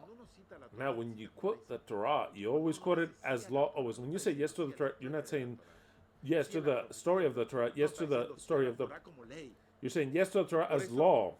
That is why in your channel has to, if you want to ask to be forgiven, that has to disappear. Your channel should say no to the Torah. Yes to LVE. That is what it should say. Your channel, yes to LVE. No to the Torah. You brute Spaniard. With all due respect, you liar. You liar. Someday you'll see it. And you'll have to kneel down and ask to be forgiven. Another question. A very... why didn't you go fuck off? You said that I let you down. Okay, that's with all due respect. That's symbolic, what I've just said. It's symbolic. The other question, the other answer would be this. There's another comment of yes to the Torah. It says as follows. So then we start with the Shemah is right, but in the end of it all, there are two gods? What a great contradiction. Look, you idiot. There's only one God creator. That God creator makes another God. And it's not a God. It's a multi-nation of gods. And you're not there. I can assure you that you're not a part of that group. You're not a part because you do not understand. You don't understand. Someday you'll say it. And as we start with the Torah, with the Shema, we end up with the eternal gods of the new earth. It's a group. It's not one, it's a group. And they are gods. Very well said. What a contradiction. No, the contradiction, you have it. Only one word or one phrase for you is yes to the Torah. Go fuck off to your mother's cunt. That's with all due respect. Now, let's go back to the question that they did ask me. Okay. That is how you answer a question. A question that is well answered with all due respect.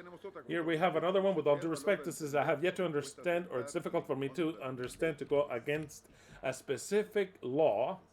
A specific law. Is it somebody still left here with us? Are they still listening to us? I want to see. I want to see if they gave us a like. I want to see it before saying it. Did they give us a like? Did they see it? To the Torah gave us a like? Yes, that's right. I invite you to say yes. To say, you're right, Christian. Barely then will I congratulate you. Say, you're right, Christian. I'm an idiot. Idiot. I'm still waiting for a Messiah that's never going to come to save us. The Messiah is the eternal truth. But of course, it'll be difficult for you to say that and to delete your name and to say yes to the eternal truth. Say yes to the eternal truth. Then I'll say, wow, this guy has really demonstrated that he can change now. Very well. So then, how many likes do we have? 236. Did you give us your like yes to the Torah or not yet? So then the question is, don't forget to give us a like, to comment. All those who believe that they are what they have to be, or else if you don't believe that, then don't comment. The question then is, what happens? I have yet to understand, or it's difficult for me to accept to go against the specific law of Yahweh's, which is not to eat leaven and blah, blah, blah. Okay.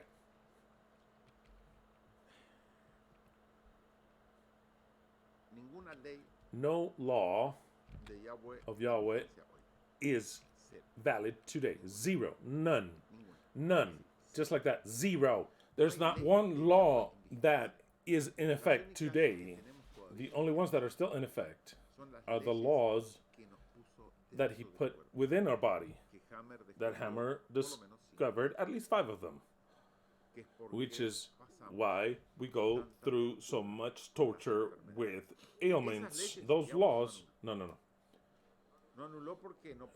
He couldn't annul them because he would not have been, or else he would have changed humanity right there if he annulled them. So he did not. That is why we suffer what we suffer. That is why we have the trauma, the shocks, the DHSs that we have, and everything that has to do with our health. With Yahweh, because Yahweh placed laws that are absolutely accursed within us. Accursed.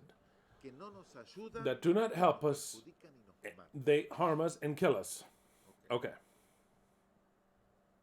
Now, every written law in the Torah and in the prophets and in everywhere, not just the Torah, whatever law that is written in all the scripture has any value whatsoever. Zero.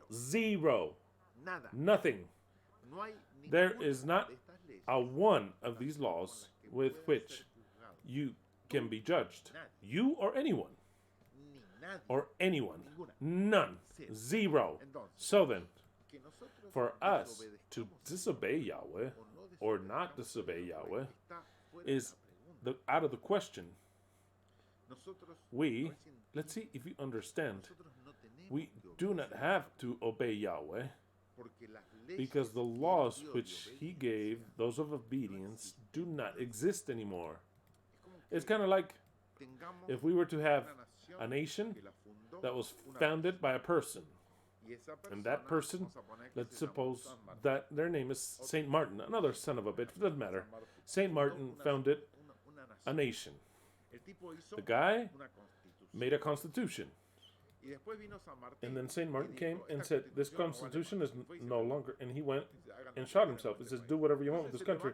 So then Pepito rose up and says, now I am the one that will give the laws. And he gives a different law. And then another one says, no, I want to go back to the law of the founder and blah, blah, blah. The law of the founder no longer exists. It no longer exists.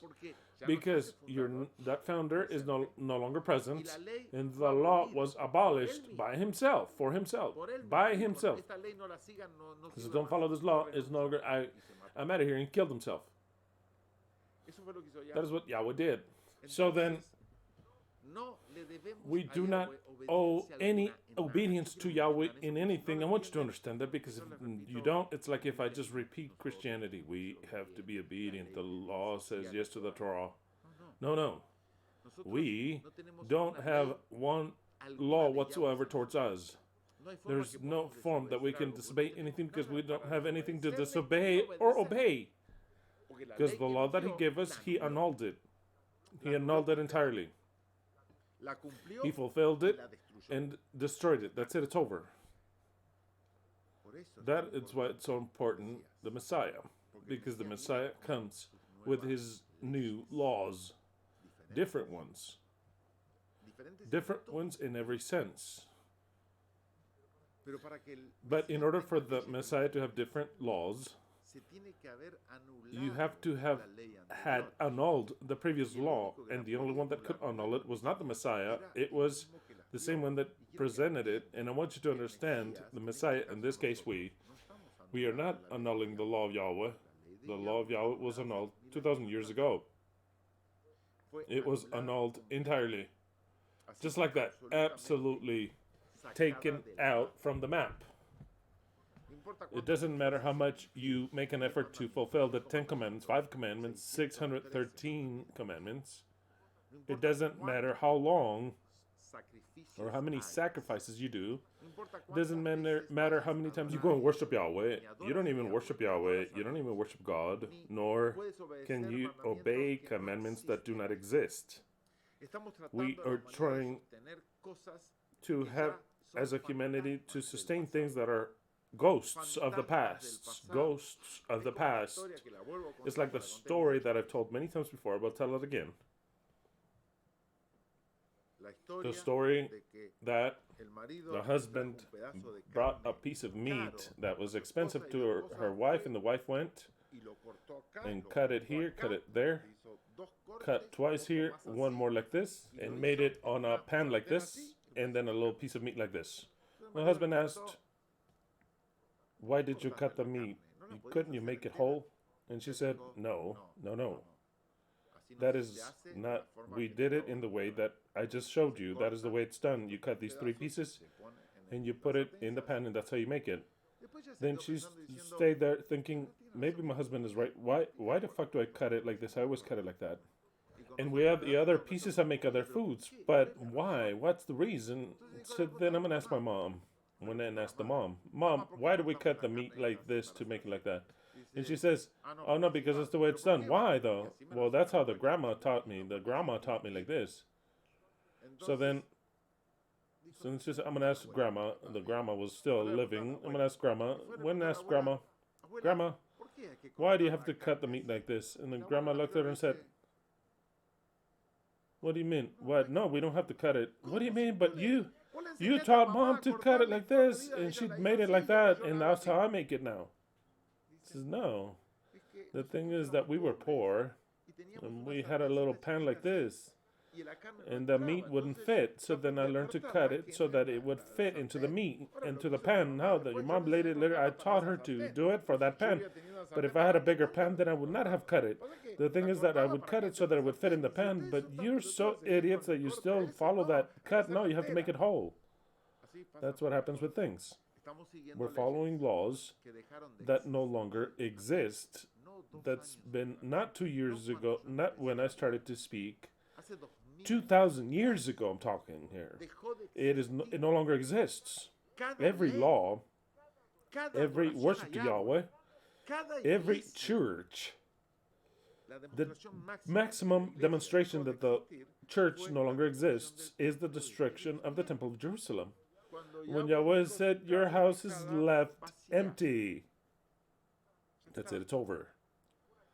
No house in any time whatsoever in history, never again did Yahweh go and descend to earth and inhabit any church. He was never in your church or my church or in any church. No church. The presence of Yahweh has never been in any church. If it has ever been anywhere, it's been in the synagogue of Satan, which he says so. Blessing the beast. Giving his power not to you, not to your church, but to the beast. And the dragon gave power unto the beast and gave her seat to the beast. Wow. That's the way it is. That was the work of Yahweh, of your Jesus that you worship, not to bless you, to bless the beast, because it was his plan. It was his plan. So then if he gave his seed to the beast, then you have to identify who the beast is. And it's no longer a God that can be looked for and searched for in the church. Of course not. Absolutely not. Because he was not going to be a part of the churches. God wasn't in any manner. And he demonstrated this by not allowing Jerusalem to rebuild the temple, and spent 2,000 years and many reasons. There hasn't been a temple that has been able to be built, and I am absolutely sure that no third temple will ever be built, even if they want to. Because the Messiah should intervene before any stupid construction. Just none. That is what I understand. If your house is left desolate and empty, and then later it is destroyed, it is not for them to destroy another one. Absolutely not. As a demonstration that there is no more God for the human beings. There is no more religion for the human beings. There is no more laws for human beings until the Messiah appears. So then, if the question is, are we disobeying a direct law? No, we're not disobeying any law. Because I want to, I keep the Shabbat. Just because I want to, not because there's a law. I'm not following any commandment. There's no commandment. There's no commandment. If you want to work on Shabbat, you can do so. You can do so. But you miss out on the eternal truth gathering, and you miss out on the spirit that we have, but not by God. Don't do it by God. By God. Don't do it. By God. By God, do not do that. Because you're not fulfilling anything. You're not fulfilling anything. But you cannot even fulfill or stop fulfilling something that does not exist. It no longer exists. And I want you to understand that, well, I keep the Shabbat for me, for myself. Not because Yahweh asks for it, because I understand in the prophetic time of Yahweh that this represents, not for any law, that it's a prophecy. So then every time I keep the Shabbat, I am reminding myself, I'm programming myself, I'm augmenting in keeping the law, the faith, that I will govern on the Shabbat. You have to repeat it to yourselves, every one of you, the Shabbat will be my kingdom. And so the Shabbat will be my kingdom. And I am the king of the Shabbat, not Yahweh. I am the king of the Shabbat.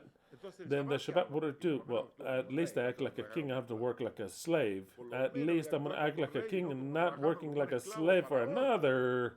So then at least, that is how I fulfill the commandments. At least, the Shabbat, I'm a king. Even though I'm not a king in any other aspect of life, at least the Shabbat, I'm a king. I don't work. People don't call me. I disconnect from everything, and I'm the king of my day. Because someday, with this, I am projecting that I will be a true king in what the Shabbat is. That is why I keep the Shabbat. Not because remember the day of rest to sanctify.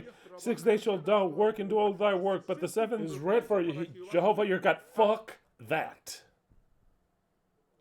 I do not keep the law because the law says that it's the commandments. I don't keep it. I don't keep it because it doesn't exist. Let's see if you understand it. For every one of you to understand it clearly in your mind. And that's how we can go on with all the other commandments. Why do I repeat Shemah Israel YHWH Eloheinu YHWH Ekhad? For you to develop a faith that we have only one creator. That is just as good as evil. That is just as the best father as the worst father. That is just as true as a liar. That is why I repeat it. We have one. That one is God and Satan. That one is all the worst thing that you could ever imagine and the best that you have ever imagined. He's everything, period, everything. But I don't repeat it to say I am faithful. And because there it says that you have to repeat it and tie it to your neck. No, I don't do it because of that. I do it to develop our faith. And that's how we can grab any other commandments. Thou shalt not steal. Oh, because the commandment says thou shalt not steal, I won't steal. No, if that's the way you see it, then go and steal and do whatever you want. You end up wrong. Why don't I steal? Why do I not steal? Because I do not want to do any evil to any one of my brethren that are human. Not even did I use the word that of my... What's the word they use? My neighbor? Who's my neighbor? A word that in my fucking life they taught me in school. Oh, that's your neighbor. It does not exist for us, the word neighbor. What we have is the word human, whomever. But for the Jews, neighbor, which I can't remember the word in Hebrew is, a neighbor is just, and it's the Torah says so. Yes to the Torah, fuck la Torah, fuck the Torah, says that your neighbor is your co-Israelite citizen. That is your neighbor. Whoever that is a goyim is not your neighbor. That is why I could never say yes to the Torah. You brute Spaniard! Yes to the Torah. start to do sacrifices. I was watching your subject. They said, and now the feast of Yahweh coming up. Look here, you son of a fucking bitch. Look for a lamb and sacrifice it, because everything that you will do is dog shit what you're going to do. It is dog shit. Okay. Taking that out. The concept of doing something as not to steal, to please Yahweh, because a commandment says, is a erroneous concept. The concept of not stealing because I don't want to harm anyone, that it's a human being. Because it starts with respect. That is his. He paid for it. He inherited it. That is his. How can I take it away? So then it hurts me, as you should feel it, not because the fucking law says it. It hurts me to take something away from someone that will cause pain to someone else. And I would see it as unfair. If I want something, I'll buy it. Thou shalt not commit adultery, which could refer to many things. Thou shalt not commit adultery. Exactly. If you sign a contract, respect it. You can commit adultery with many things. You can adulter gasoline. You can add water. You can adulter gasoline. The concept is not thou shalt not fornicate. It doesn't say thou shalt not fornicate. It says thou shalt not commit adultery. Into adultery, you can adulter anything. That in another different sense, a different sense is also to steal. But in the greatest of the senses is not to be faithful to a contract. That's all. So then, if the contract is no longer good for you, then break the contract and say, okay, we want to break the contract, that's it, it's over. And that is how I can give you every commandment. I cannot take the commandment of thou shalt not covet, because that is not valid, because it's not directed to women. You cannot tell a woman thou shalt not covet the woman of your neighbor. First of all, the house of your neighbor. Yes, I'll play my own drum, only in that case. Some girl says, it does apply to us. For us, it is applied. Okay. So then, not even the 10 Commandments are valid for anything. They are complete garbage. Complete garbage. The commandments is what I know that do well or harm people. Those are my own commandments. What benefits humanity and what harms humanity. Not what benefits God or harms God. There's no chance for humanity to benefit God or harm God. So then God is out of the equation. Out of the equation. We do not have to worship God in any, and not in the very least. You'll have a lot better results in your life if you worship something that is worth worshiping. For example, something that makes you happy. Like that. Your wife, your husband, your children. Human beings that benefit you. Just like that. That is worship. That is worship means profound gratefulness. Profound gratefulness, a praise that is profound. But to worship God, worship needs to be worship. God needs to be worshipped. If he needs to be worshipped, then he's not God. Just like that, he's not a God. He is a poor being that needs for someone to fill his ego. He doesn't need a real God. A real God does not need for a group of slaves to come and say, you are my God, you are God, because he's already God. There is nothing that the group of slaves of his creation to benefit him. There's nothing. Absolutely nothing. Also, you cannot feel offended because his group of slaves that is created does not worship him. Not in the very least. He's God. He's above that. Jealous. A jealous God. Jealous of what? Jealous of what? Of whom? The Torah says, I am a jealous God. Hold on. Let's think. Jealous of what? Oh, that Israel worshipped strange gods. Foreign gods. Now, did those gods exist? If he tells me that they did exist, that there's other entities that do exist, that's why I'm jealous. then it would be a little comprehensive. If there were other entities like him, with power like him, and that it really existed, then you might say, yes, I was jealous because I didn't want him to go worship other gods. But when the Bible teaches you that no other God exists, there were inventions of human beings, then what are you jealous of? It's like a man that is jealous because the woman, because his wife worships other men that do not exist, that actually don't do anything. Well, maybe it wasn't a good example, but just so you understand, it's those stupid jealousy that you imagine. If the guy were so sure of himself, saying, boys, don't worship other gods. They do not exist. They have no power. Like it says in Isaiah, it is man that makes himself gods, these images. He makes these idols with a different form, and they do sacrifices to him. It makes no benefit because they don't exist. When are you going to understand? Can he complain? He can teach. What he cannot do is to be jealous. Jealous of something that does not exist? Oh, because you told me that he's jealous of a piece of wood? He's jealous of that? And to be jealous of a piece of wood, you have to be crazy, humanly and like a god, completely crazy. But why did God not show all that? To make us understand that he was the worst God and the most illogical God in history. Just for that. Just so we understand that the world needs a Messiah. The world needs a Messiah. So then, answering the question.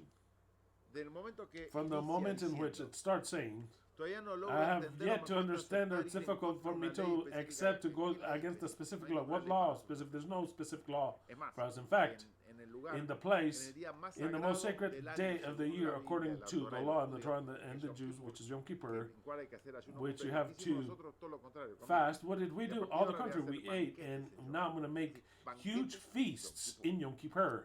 So then, the Torah teaches that Pesach is a feast that is entirely. You cannot keep a feast of Pesach without sacrificing a lamb. Starting with that. So then, if we want to be specific in what that law says, which does not exist at all, but let's suppose that we're stupid enough, which I was for many years, is stupid enough to say, I'm going to keep Pesach, but in the form that I want, it's not. You're no longer keeping Pesach. But if we want to keep Pesach like the way the Bible says, so as to not be cut off from the people, first of all, you have to be circumcised. Let's start with that. Because if we take the story of Joshua, he circumcised them all in order to be able to celebrate Pesach. The people of Israel says, if the stranger wants to celebrate Pesach, he also has to go through the knife. So then, if we understand that we start with circumcision in order to fulfill Pesach, then the very least that is needed, minimum of Pesach, is to sacrifice a lamb. A live lamb, not for you to go and ask for some lamb there in the meat, no. Not with the butcher. You have to have a lamb, you have to have kept it from the 10th day in order for you to fall in love with it a bit. 4 days, and on the 14th day, to kill it.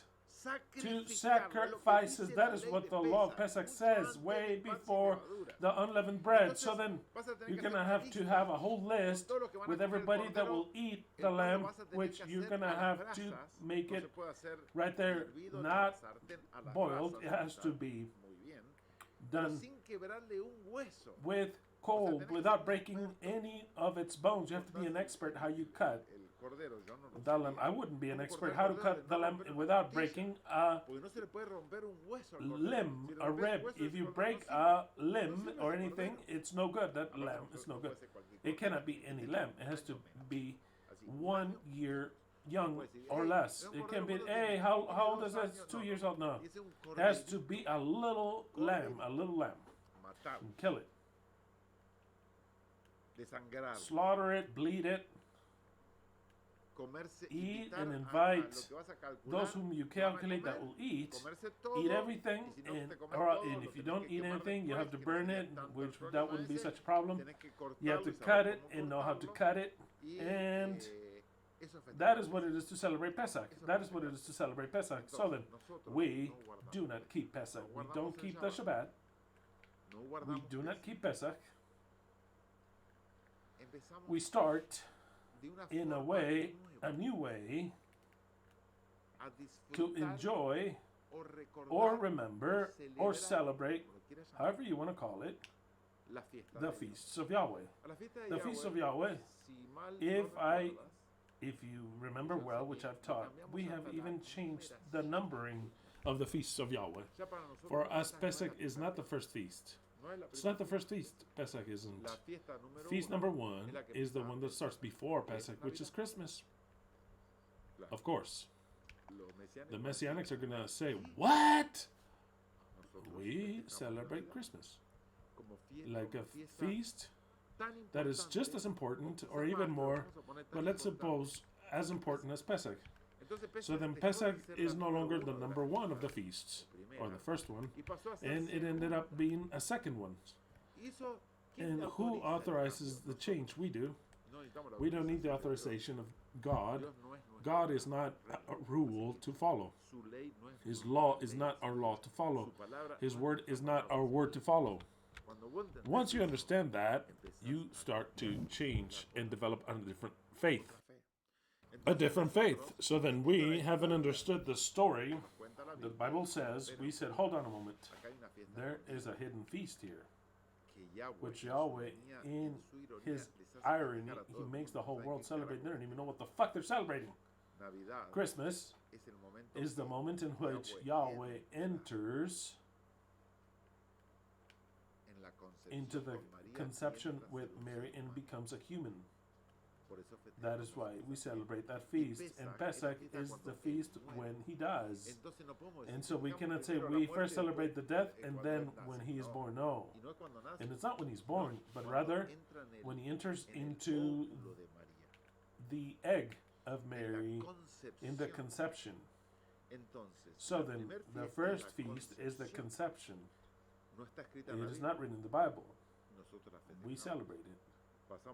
We went from the first one to the second one. You're worse than the Catholics. They changed. They took a commandment out, and the other one they cut it into. Yeah, we're in that aspect a lot more advanced than the Catholics. The Catholics stayed there reforming a law. We took that entire law and we're making a new ones. So then, the first law, Pesach, left to become the second one, the second feast. First Christmas, second Pesach. Pesach, we no longer celebrate Pesach. Like, we do not follow Pesach at all, because we do not eat. We're not circumcised to start off. At least most of them. If you're circumcised, that's fine.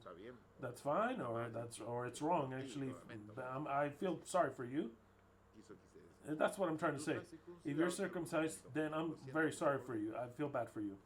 I feel bad for you. Someday we'll get back what you lost.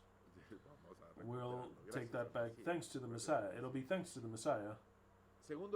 In second place, we do not eat lamb, and even less do we slaughter it. Even less do we slaughter it. So then we do not eat lamb. We don't eat kill it. Before we used to celebrate with little details, eating unleavened bread, eating bitter herbs, and washing, doing the true washing of the feet, which Yahweh showed us in the form of Yeshua. That we find that to be okay. We find that to be okay. Does it make any sense? No, none whatsoever. None whatsoever. I'll tell it to you right now. It makes no sense whatsoever. It has no real sense, except if we were to add a little chlorine, helps you with your fungi or with any other sense. No, it has no. So don't think that it takes your sins away. Zero. So then, do we keep that? Yeah, that's fine, because I mean, it doesn't hurt. It doesn't hurt. So then, yeah, we'll keep it. But do we eat lamb? No, we don't eat lamb. First of all, I don't like lamb, and no, because I don't care. I don't care about it. And another is that the lamb has already died. That lamb, which was Yahweh, has already died. I don't care about it anymore. Up until now, we used to eat without leaven. Now I'm going to reform that law. Oh, I've already reformed it because I no longer want to eat the dog shit of Yahweh. That is the point. Unleavened bread, defined in the scriptures, is a bread of affliction. So then the bread of affliction is eat this tribulation, eat it. And the obedient people would eat it. Take this cup, and the obedient people will eat it and drink it. The very same form of governing as like when the government says wear this and put this in you, we said no, shove this up your ass. No, just like that. No. So then Yahweh comes with the very same tactic that he started. The beast acts like the beast. They learn from Yahweh. Yahweh says, now you're going to do this. You're going to eat dog shit bread. That's what it means. The Bible says so. The Bible clearly says that the bread of Passover means bread of affliction. Let's see if I have it somewhere here, written somewhere. The bread, and if not, can you please look it up and I'll read it to you. Bread of affliction. And since I no longer care about eating bread of affliction, I could care less about eating Yahweh's dog shit even more than the one that I already have to, which are conflicts, living under Babylon's rule. It is what?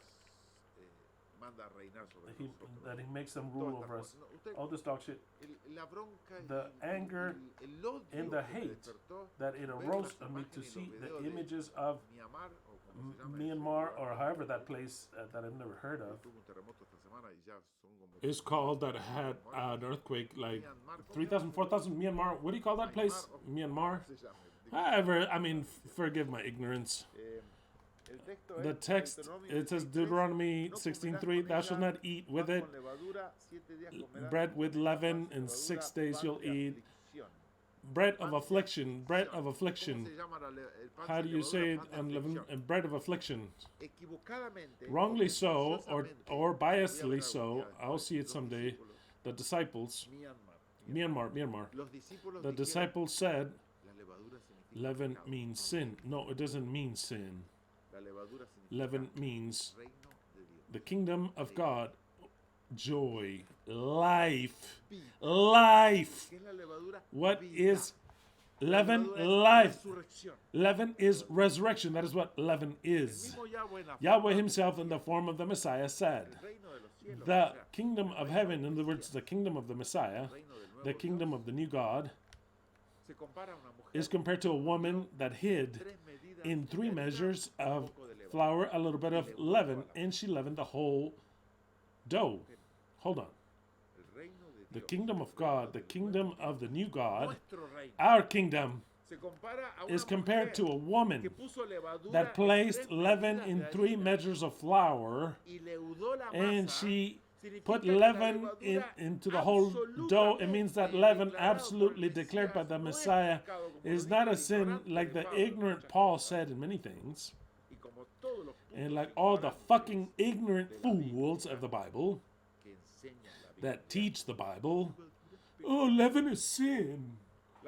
Leaven is the symbol of the Messiah, the symbol of life that the Messiah will give. Marvelous. So then why do I have to eat a dog shit bread? Why do I have to eat the bread of tribulation? Because we have to obey Yahweh. No, we don't have to obey Yahweh in anything. Just like that. Zero. We don't have to obey Yahweh in anything. Because Yahweh already said, don't obey me anymore. I've taken the law out already. You don't even have to even worship me. In fact, you have to wait for the Messiah to come, and they're going to all worship the Messiah. Don't worship me anymore. I am nothing. I made you, and now I'll hand you over. So then, I no longer eat dog shit from our Creator. Nothing more than the one that I have to eat already. If he were to want to kill me today, right now, in this very moment, later, I will have to continue to eat it, but not consciously so. Consciously so, I make every decision to avoid his curses, because I know that the same one that came to inject us, he designed that. He designed that. He placed that in the mind of the people. How can I say that? Because just read Jeremiah chapter 25, which he tells Jeremiah, which represents the beast, take this cup from my hand and make them drink, all of them. And if they won't drink it, you shall tell them, the Lord Yahweh Sebaot commands you that you must drink. And you will drink it until the very last drop. And it'll make you drunk and it'll kill you. So then I say, what did you want to give me? Oh, I know. It's the beast? Okay, I get it. Who sends the beast? Yahweh. That's very clear. It is very clear. Not even humans want to do that to you. It is Yahweh. It is prophesied. It is prophesied not just that he would do that. It is prophesied when he would do that. And when it says that he would do so. When Babylon fulfills. So then once I understand, faith is developed within me, because the things that I speak of are incredibly precise. So then, when Babylon got to its 70th year, Yahweh called Jeremiah, represents the beast, and said, look, Jeremiah, take this cup and make everyone drink, even Jerusalem, everyone. And I said, no, I won't drink it from you, Jeremiah, nor from you, Yahweh, or the mother that bore you. From any one of you, I won't. Shove it up your ass, just like that. Shove it up your ass. Starting with Jeremiah, following with Yahweh.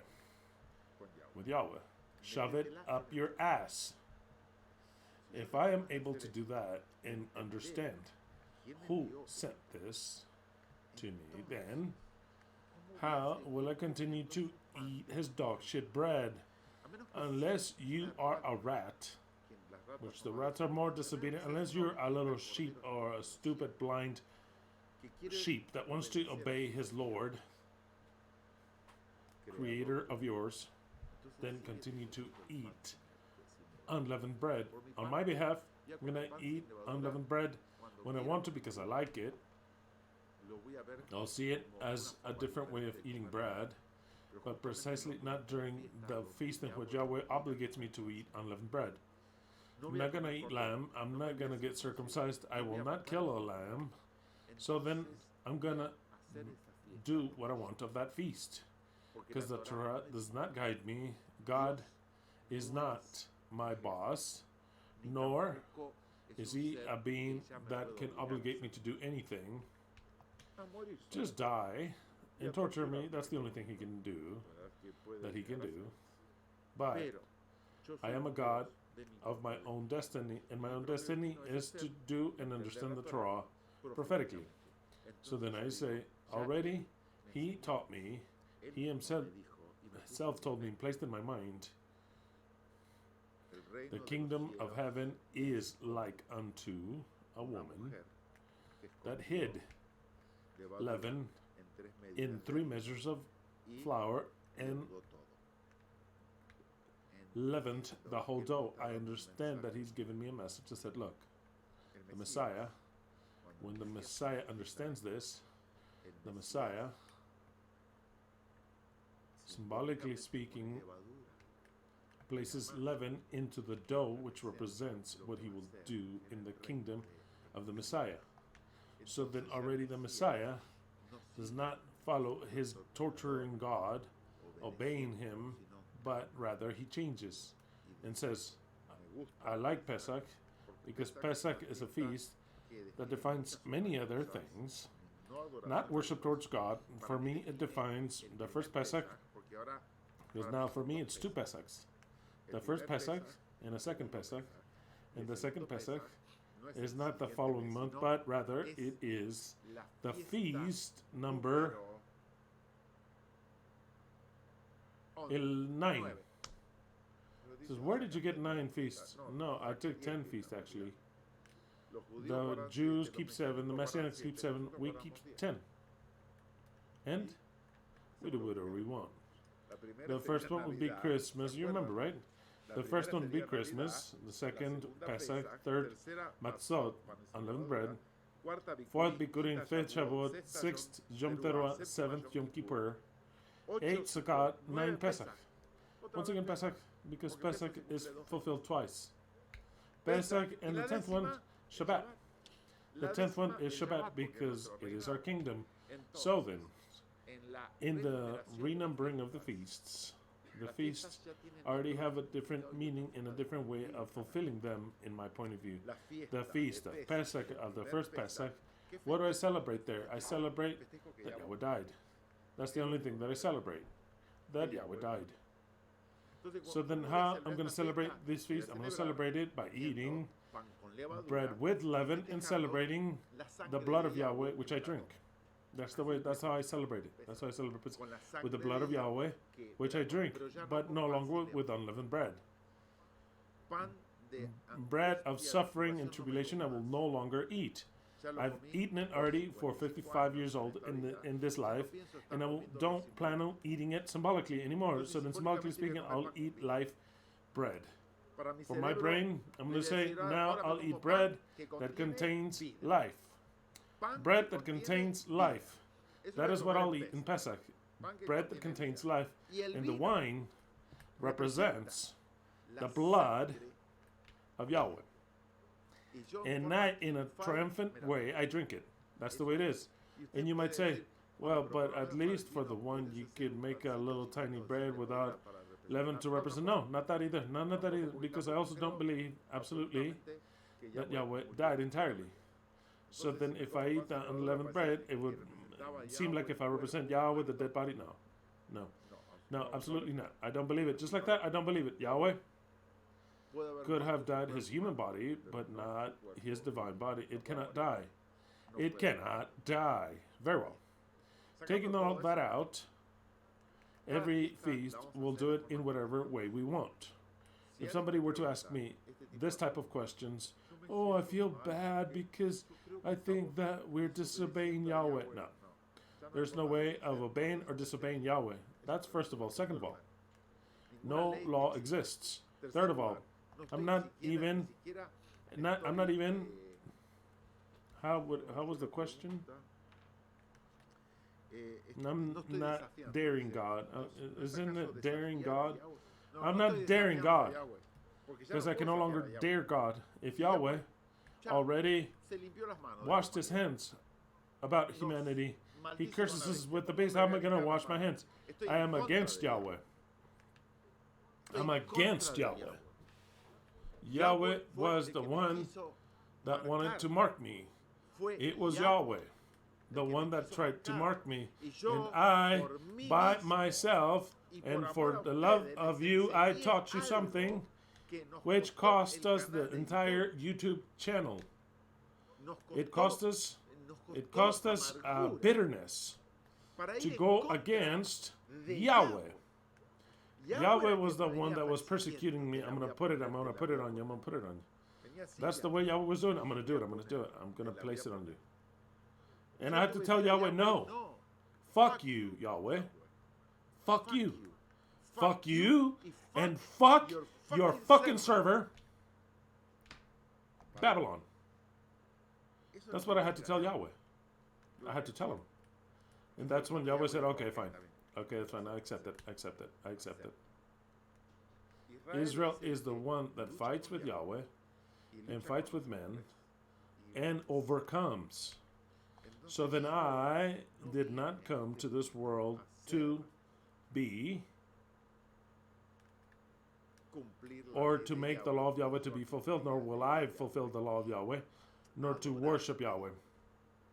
I see when I grew, I see that Yahweh is my Father. And I have love? Yes, of course. But I'm waiting for him to fulfill his word.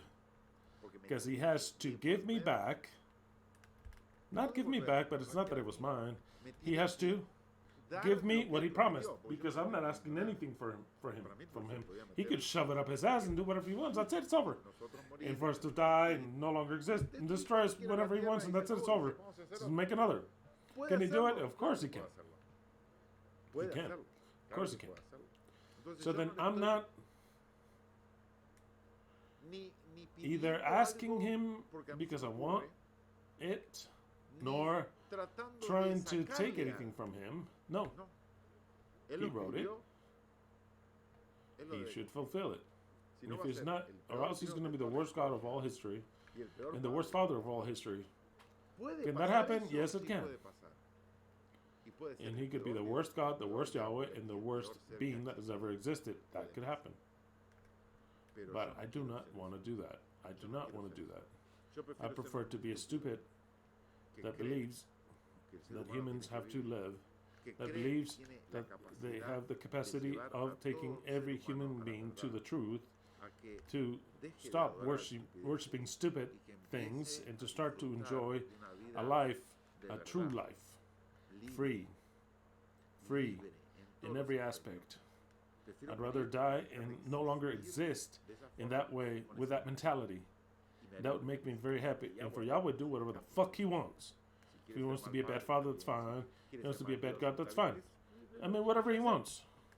But I will do what I want to do. And what I want to be is not to look like him.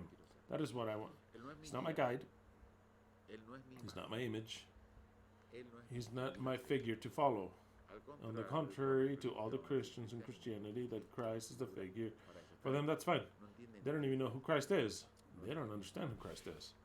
Whenever they understand, they're going to want to be the figure of Christ. They're not going to want to look like Yahweh. I don't want to look like Yahweh in anything. I look at Yahweh and I learn what I should not do. If he says I am a jealous God, I'm not a jealous God. If he says I am a vengeful God, I'm not a vengeful God.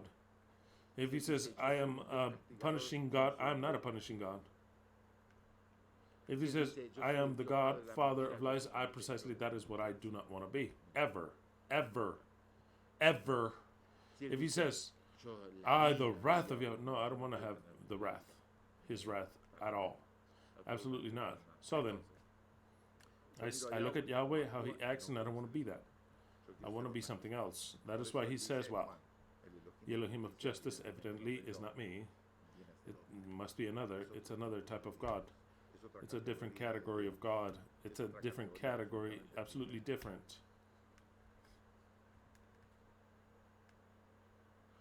So then, your question, I hope it's answered. We do not keep Pesach. We do not obey what Pesach says. We do what we think is okay. I'm not longer going to eat unleavened bread because for my brain and for my soul, it says, take, eat the tribulation that Yahweh sends you. And I don't want to eat it anymore. I no longer want to eat it. And aside from that, the feast is for me. For me, it's for me, not for him. I'm not celebrating for him. I don't even know when her birthday is. The day that he gives us his face and shows us anything and shows us how he is.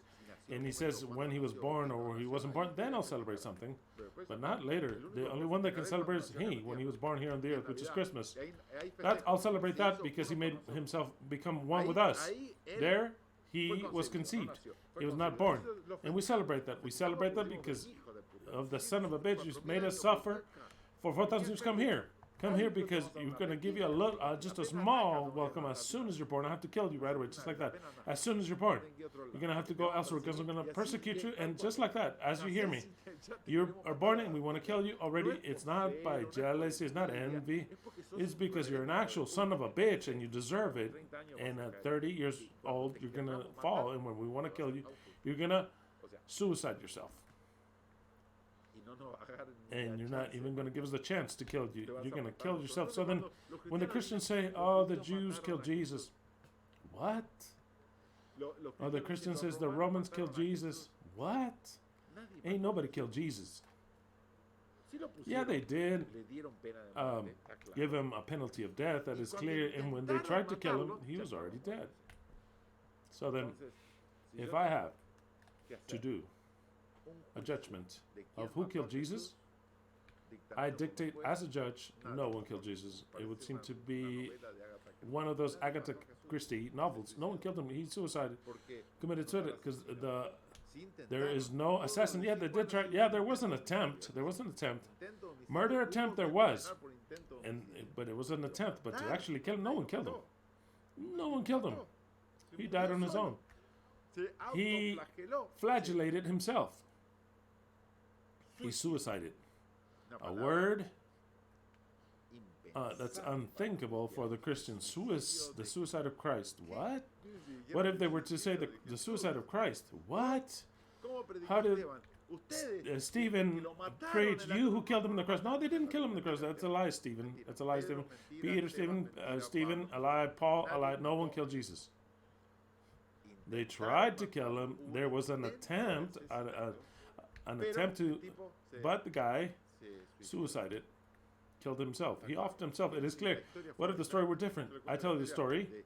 The three guys come to kill a person in a house, and they enter, and when they're about to kill him, and it's all video, and he says, no, hold on, wait. He pulls out a gun and offs himself. Who killed him? It'd be very clear who killed him, right? But that is the scene, and the Christians say that they killed Jesus. Nobody killed Jesus. No one killed Jesus. He took his own life. I don't want to use the word cowardly because he's not going to like it, but he took his own life. Just like that. He didn't even give us a chance to kill him. He took his own life. Whether you like it or not, that is the story, the real one. You can read it. You can look for it. When the Roman soldiers wanted to kill him, he was already dead. And when they nailed the spear to his side, it was water and blood already, which means, medically speaking, that the heart had a cardiorespiratory shock, and it was already divided. I don't know how that works, but they can give you the explanation. In other words, his heart stopped. Did he have cardiac arrest or problems of the heart? What happened to Moses? The same thing as to say what happened to Moses. They did kill Moses. Moses was killed. Elijah was killed. Enoch was killed. Who killed him? Well, Elijah was killed by Yahweh. To top it off, he died. I mean, it's nowhere. Moses, he killed him. I mean, I'm talking in a way that's incredible. To top it off, it says, laughing at us, Moses went up to the mount, something that I cannot do. It says that his vision wasn't failing. Nothing was failing. He had everything okay. He went to the top. He looked at the place and he died. What happened to him? What happened to him?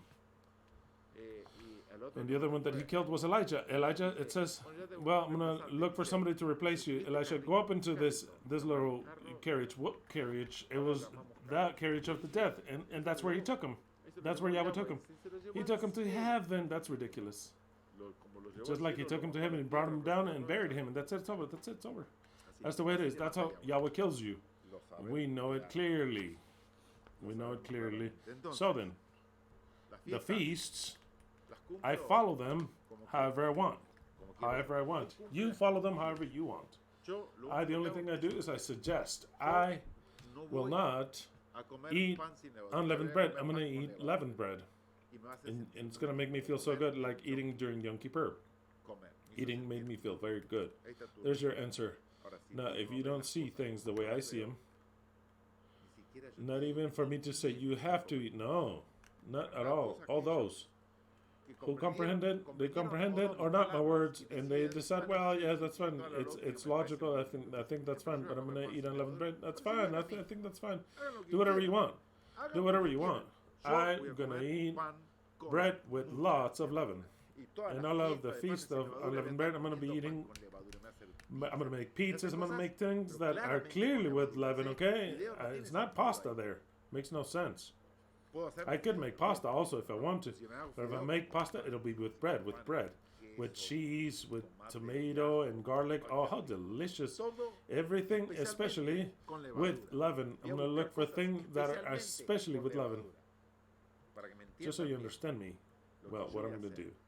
Now, every one of you, you're a judge and owner of your own destiny. Do whatever you want. Very well. having answered that question, I hope I answered it very well. And let's see, because very soon is Pesach gonna be here. It'll be in 1 week. In 1 week, we'll be in Pesach already. Am I okay or not? It's in 1 week, right? Oh, it's Sunday.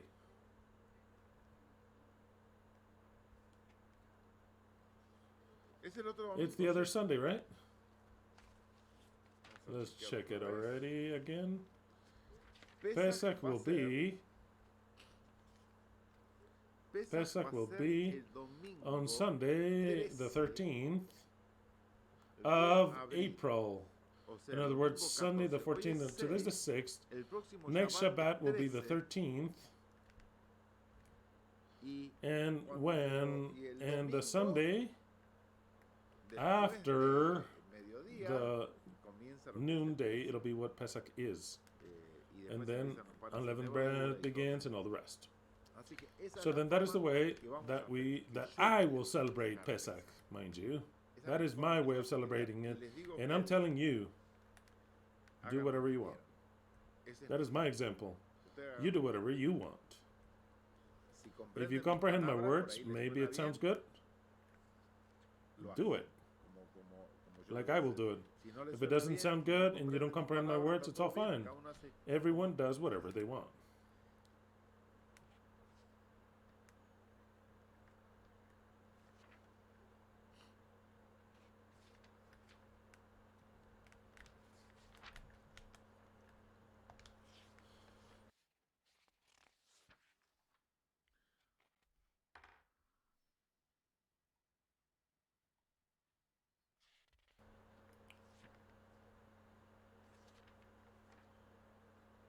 Let us study.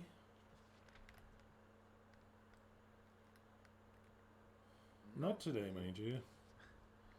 But we'll study 2 chapters which I believe, that maybe I'm wrong, mind you, that I believe that we've never read in a study of LVE. I believe so. If I read those chapters when I present them, you can tell me. But I think that these 2 chapters, we've never read them, and even less have we explained them, not even with the old understanding that we had, or the old understanding that we had, and even less with the new understanding that we have. You'll be surprised. There are things of those 2 chapters. How do I say this? There are things about those 2 chapters. I'm going to say it softly. That I do not comprehend. I'm going to say it a little stronger. That I do not accept. Even softer, I don't comprehend. Even stronger, I do not accept. I'm not even going to tell you what chapter. Obviously not. Calm down. But those chapters that we've never read talks about the Messiah. It talks about the new God. But I'm not going to tell you anything else. You're not going to find it. Don't even try. You're not going to find it. But I think that in my life, have we read them publicly? Of course, I know them. Maybe I've read a text here and there of that, but the entire chapter, I do not remember ever that I've presented it anyway. So then, that right there, maybe for next week. Now, let us go to... We're going to eat an asado, because it is Minto's birthday, and he brought ribeye steak. And speaking about that, celebrations, great celebrations, precisely in the chapters I'm going to read, there's a text about an enormous celebration that it's so great. Now that I just remembered, just to give you a little more intrigue into what I'm going to read. But well, last Shabbat, we read chapter 66 of Isaiah. Quickly, so as to not, because I at least wanted to give you this point, because we studied it last Shabbat, because I didn't make emphasis in a point, a crucial point. I did not make any emphasis. And I made emphasis many things, but not in that point. So then it won't be way too much. We're wrapping up anyway. Isaiah 65. I was searched out by those that did not ask for me. I was found by those that did not search for me. I said to people that did not invoke my name, I am here, here am I. We've understood that perfectly well. I've extended my arms all day to a rebellious lot which goes through a path that is no good. After their own thoughts, a people that provokes me to wrath, sacrificing in gardens and incense on bricks, and they stay in the graves and in hidden places, and they eat pork, and they eat filthy things, and that say, stay in your place and do not come near me, because I am holier than thou. These are smoke in my fury, fire that burns all day. Behold, it is written before me, I shall not stay silent, but I shall reward in their bosom for your iniquities and the iniquities of your fathers, precisely those that burned incense upon the mountains and upon the hills, they made me angry. Therefore, I will measure their entire work in their bosom. Thus saith Yahweh, as if some were to find wine in a place, and they say, do not throw it away because there's blessing in it. That is how I will do with my servants. They're not servants. They're co-citizens. I'm not explaining this right now. I'm just reading it. That I will not destroy it all. I will get a descendants from Jacob and Judah. It's not Jacob and Judah. An inheritance of my mountains, and my chosen ones will possess the earth as an inheritance, and my servants, my co-citizens, will inhabit there. And Sharon should be as an invitation of the sheep and cows for my people that look for me. But you who have left Yahweh, it's not Yahweh actually, it's not Yahweh actually, it's the new God, that forget my holy mountain, that place a table for gambling and for destiny. I will also destine you to the sword, and every one of you will kneel down to the slaughter, for I have called and you have answered not. I have called and you did not hear, but you did what was evil in mine eyes, and you have chosen what displeases me. Therefore, thus saith Yahweh the Lord, behold, my servants will eat and you will be hungry. Behold, my servants will drink and you will thirst. Behold, my servants will rejoice and ye shall be ashamed. Behold, my servants will sing jubilee of the heart, and ye will cry out due to the pain of heart, and by the breaking of the spirit ye shall howl, and will leave your name as a curse for my chosen, and Yahweh the Lord will kill you, and he will call his servants by a different name. The one that shall be blessed on the earth in the God of truth, he shall be blessed. And the one that were to swear on earth by the God of truth shall he swear. For the first anguishes shall be forgotten, and shall be covered from mine eyes. 17. For behold, I shall create a new heaven and a new earth, and of the first things there won't be a memory, nor shall it ever come to remembrance. Yet ye shall rejoice and have jubilee forever in the things which I have created.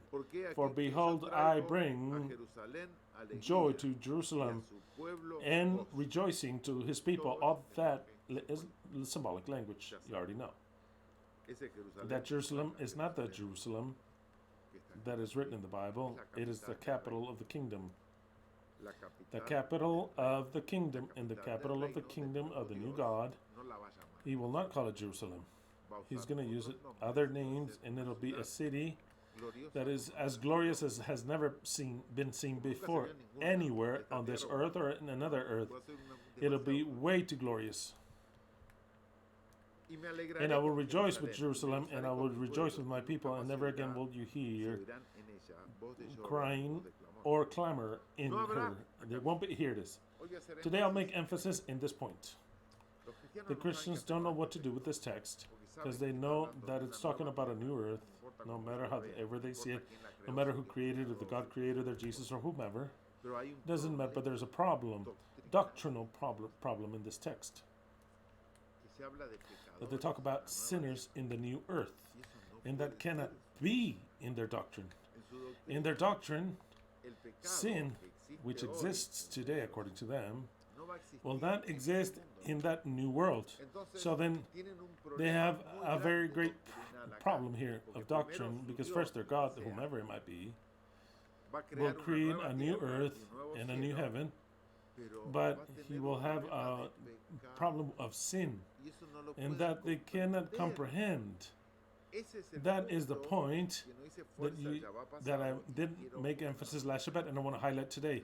The point being that it won't be all the color of pink, as they say. There will be enough injustice so that everything is not monotonous, or rather monotonous or boring. There has to be, on a permanent basis, a correction, not of one, but of everyone. Everyone. Because everyone at some point in time will err. Everyone at some point in time will say, and they're going to experience with different things. Or else it would be a world that's absolutely horrible. This text is not convenient to anyone, to no religious being out there. They cannot comprehend it, but we can. And that is the point that I want to demonstrate today. I am demonstrating that in the new earth, there will be problems. That's the point. That goes contrary to all doctrines. Every doctrine that has been ever established in the new earth, like I have told you, without this text, demonstrating that the righteous shall no longer be righteous if he does injustice, and it will be in the path of death, like everything that we read in Ezekiel. All those texts, no one imagines, they belong to the new kingdom. They've never been fulfilled before. Even if they're righteous with the law that God gave, you would die either way, so then they've never been fulfilled. It was completely new for us that those texts do not speak of the humanity that has already existed and that exists today, but the one that will exist during the new millennium. This text is completely a hammer against the Christian doctrine and even the Jewish one, that the upcoming world will be perfect. It isn't so. What will be perfect is the government of the new God. The rest of humanity has to be perfectly imperfect. There is no perfection if there's no imperfection. There is no good if there's no evil. There's no light if there's no darkness. There's no cold if there's no heat. The day that heat no longer exists and cold no longer exists, there's nothing. You don't know. You can't just say this is cold. This is very cold. It's cold as in reference to what? Something more hot. But heat doesn't exist. You cannot say that everything will be fine with respects to what? With respects to evil. Because evil has to exist. It is a balance. We cannot know what is right or wrong if we don't see the counter face of it on a permanent basis. The problem of this world is that they gave us lots of disadvantages. They lied to us and everything. Yahweh tortures us and we die. In the other world, we're going to have problems of all kinds, but death will be entirely what we don't understand now. There's more than that will speak of like Shabbat. I'll speak something that's incredible, precisely within respect to these subjects. But evil has to exist. Just like light and darkness, it has to exist. There is no perfect kingdom in which there is no evil. It would no longer be. It wouldn't be perfect. In fact, that which is good will be unbalanced to a point that even if it becomes something completely sadistic and evil, since evil does not exist, they won't see the difference. Did you understand what I said? It's a philosophical concept. If you take out evil, everything that is left is good. When good becomes evil, you won't know that it's evil because it's all good. And that happens to religions. When they start that everything's good, everything's good here, and the torture, it's all good, it's to keep the commandment, it's all good, it's to get circumcised, everything's good, it's sacrifice. There comes a point that all that is good is to kill another, to take his things, but it's good because they no longer have the concept of what evil is in that religion. So then I'll repeat this again. In a kingdom where there is only good, that good at some point in time automatically becomes evil, but no one will know that it's evil because they will all follow and continue in the symphony that they were shown. There has to be on a permanent basis good and evil to differentiate this is good and this is evil. The Christian world deletes completely evil because they attribute evil to a devil and to some minions that he has, which will be destroyed in a lake of fire, and all the sinners, and only the very good people are going to stay with Jesus and with their dad if he comes, and it'll be all the kingdom of marvelousness and worship and songs. That is horrible. I see that as bad. I see that the kingdom of evil already. The kingdom of evil. So then this text that I'm going to read right now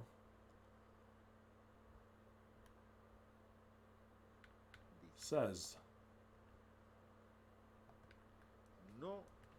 there won't be there anymore a child that dies of a few days, nor an old man that does not fulfill his days.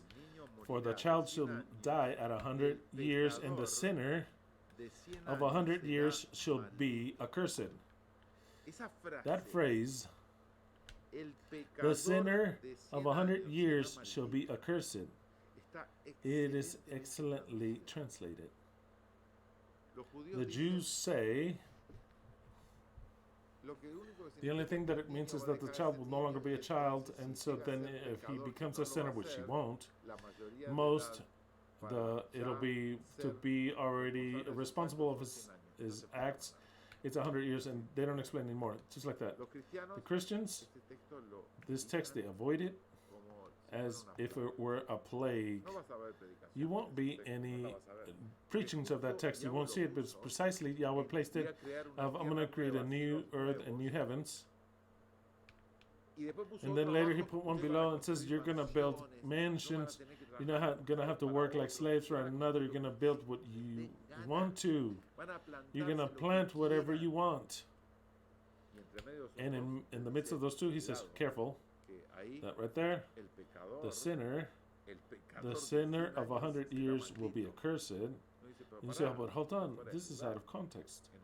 In the kingdom that they sold me in the church, there's no sin, there's no sinners, there's no curses. None of those three things, no sin, no sinners, and no curses. What heaven are we talking about here? That cannot be in the Christian heaven, nor sin, nor sinners, nor curses.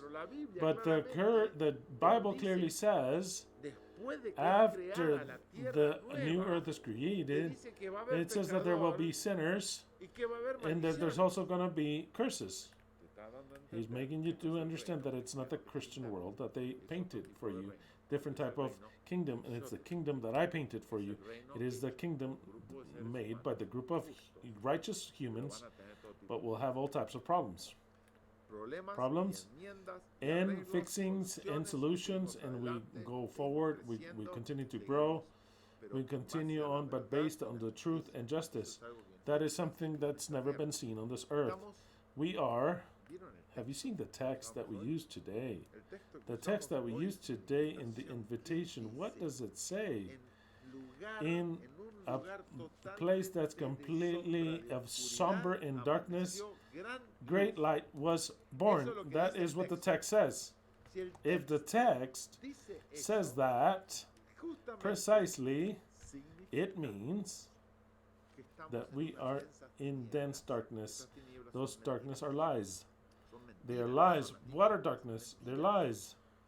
We are covered with lies. The Bible is covered with lies. Our government covers us with lies. Our own government, they themselves are covered with lies. No one knows what actually the truth is, even less religions. Who is God? No one knows who God is. Who has seen God? No one. No one knows anything. That'll end. The light will be born. So then the problems will continue in every person, because we are a struggle between good and evil on a permanent basis. That's what makes us God. That's what makes us God. And we have to learn to control the bad part and make the good part flourish, but never taking out the bad part or the potential for evil. Nope. The day that we take out our potential for evil, we become robots, non-thinking people.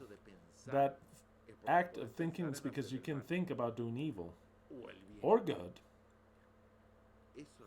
That is what makes us thinking beings, or else we would not think. We would only have a programming, and we would act with that programming. We cannot steal because it's not in our program. We just can't steal. No, I don't steal because I don't want to steal. Could I steal? Of course I could. And I could be a great thief. I could be a son of a bitch. Why? Because I'm very intelligent. And actually I could. I could if I wanted to. If I wanted to, I could. But why don't I steal? Because the law of God says it? No, not that. What law of God? Why don't I steal? Because I don't want to steal. Because I say, no, I don't like to steal. I'm not going to hurt anyone. No one. Now. No, I shouldn't say this. No, I shouldn't say this. There's a phrase that says that a thief that steals from a thief has 100 years of forgiveness. So then we'll end up stealing something. And that's the way it is. The territory will be taken away from today's government, Babylon. So then, yes, someday we're going to become in some sort of conquerors, taking out territory from people that have not been righteous, governments and all the rest. I'll leave it at that. But why do I not steal? Because I do not want to hurt a human being.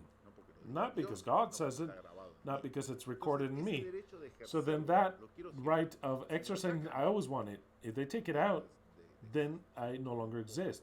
I cannot think. I cannot think what I'm saying. So then, there won't be there a child that dies of a few days, nor an old man that does not fulfill his days. For the child shall die of 100 years, and the 100-year-old sinner shall be accursed. It destroys the Christian doctrine in 1,000 pieces. It destroys the doctrine that God the Creator comes to live with us. It destroys the Christian doctrine that Jesus comes to live with us. It destroys the Christian doctrine that the devil, the originator of evil, will die along with evil in a lake of fire, to no longer exist ever again, because we're sinners, because we are tempted. It destroys all of that. It destroys it in 1,000 pieces.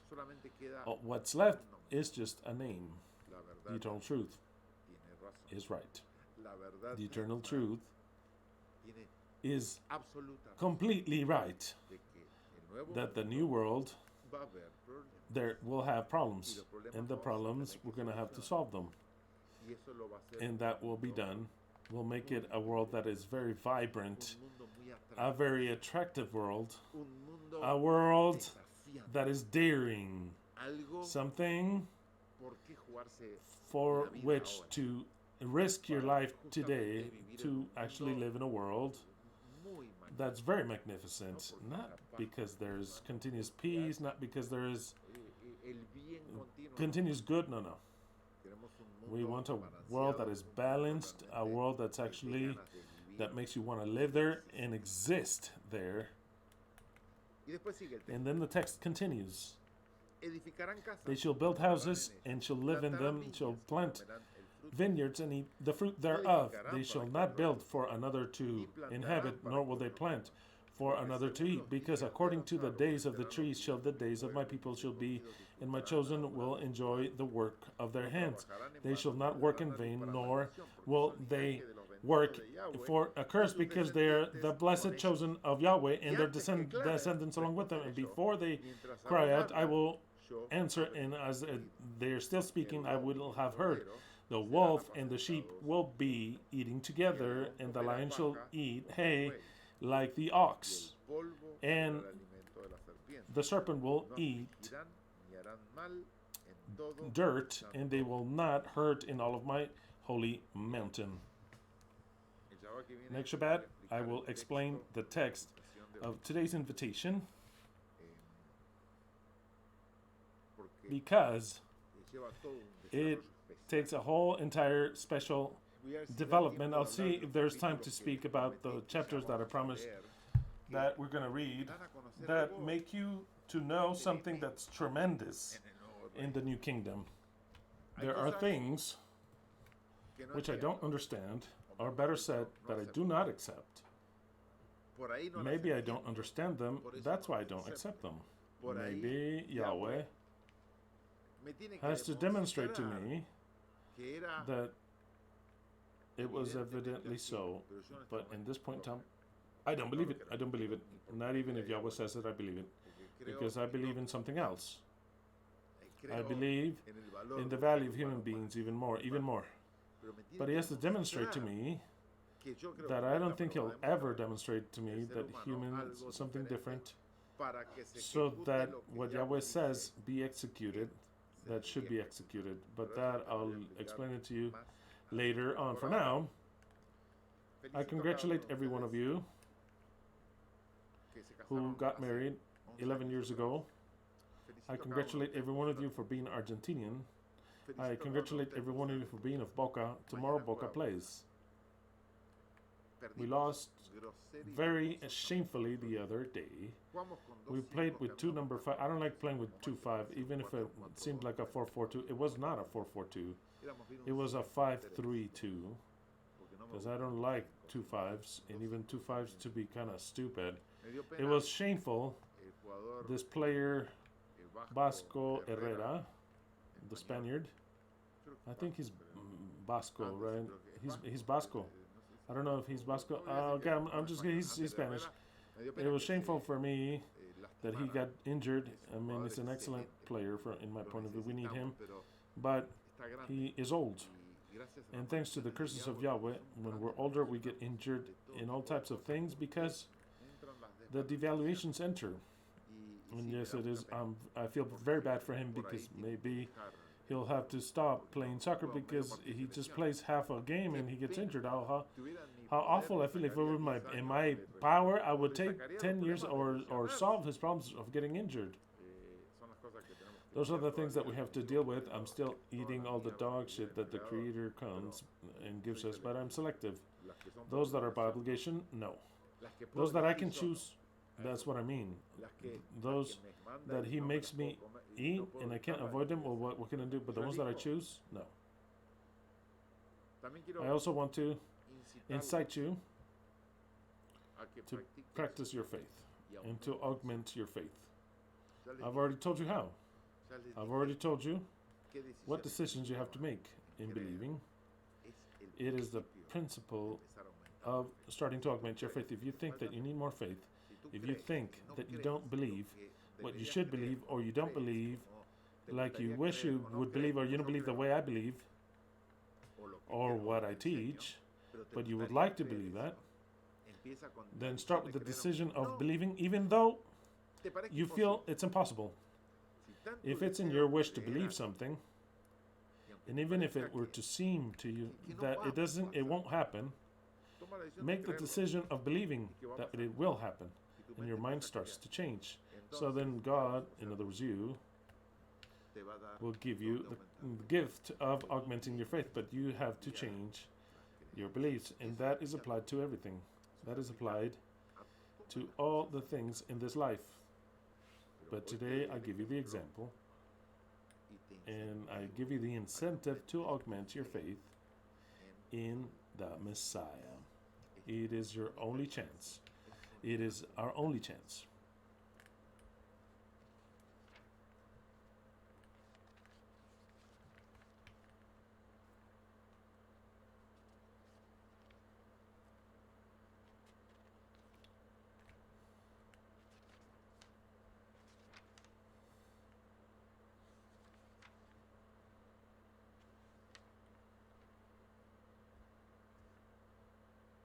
The destiny is written. The end is inevitable. Semper Fi. I wasn't going to read or recite this song, but I just decided to do so. A flower is born every day, and the sun comes out every day. Every now and then, you hear that voice. Delicious as bread of singing in the mind, along with the cicadas. But in turn, a transformer exists. Careful, your faith can drag you. Your thoughts, the part that doesn't believe, but in turn a transformer exists that consumes the best that you have. It throws you back, asks you for more and more, and there comes a point that you don't believe. Suck at the liberty's breast, you shall always take it within the heart. They can corrupt you, starting with the greatest corrupter there is. They can corrupt you. You can forget, but she is always there. Today, I had a dream with the hungry, the crazies, those who left, those who are in prison. Today, I arose singing this song, which was written time ago, and it is necessary to sing it once again. The destiny is written. The end is inevitable. Let the laurels be eternal that we knew how to achieve. Crowned with glory, let us live, or we swear with glory to die. Long live the Messiah, long live the school of the Messiah, and long live all those who fight to make their faith grow.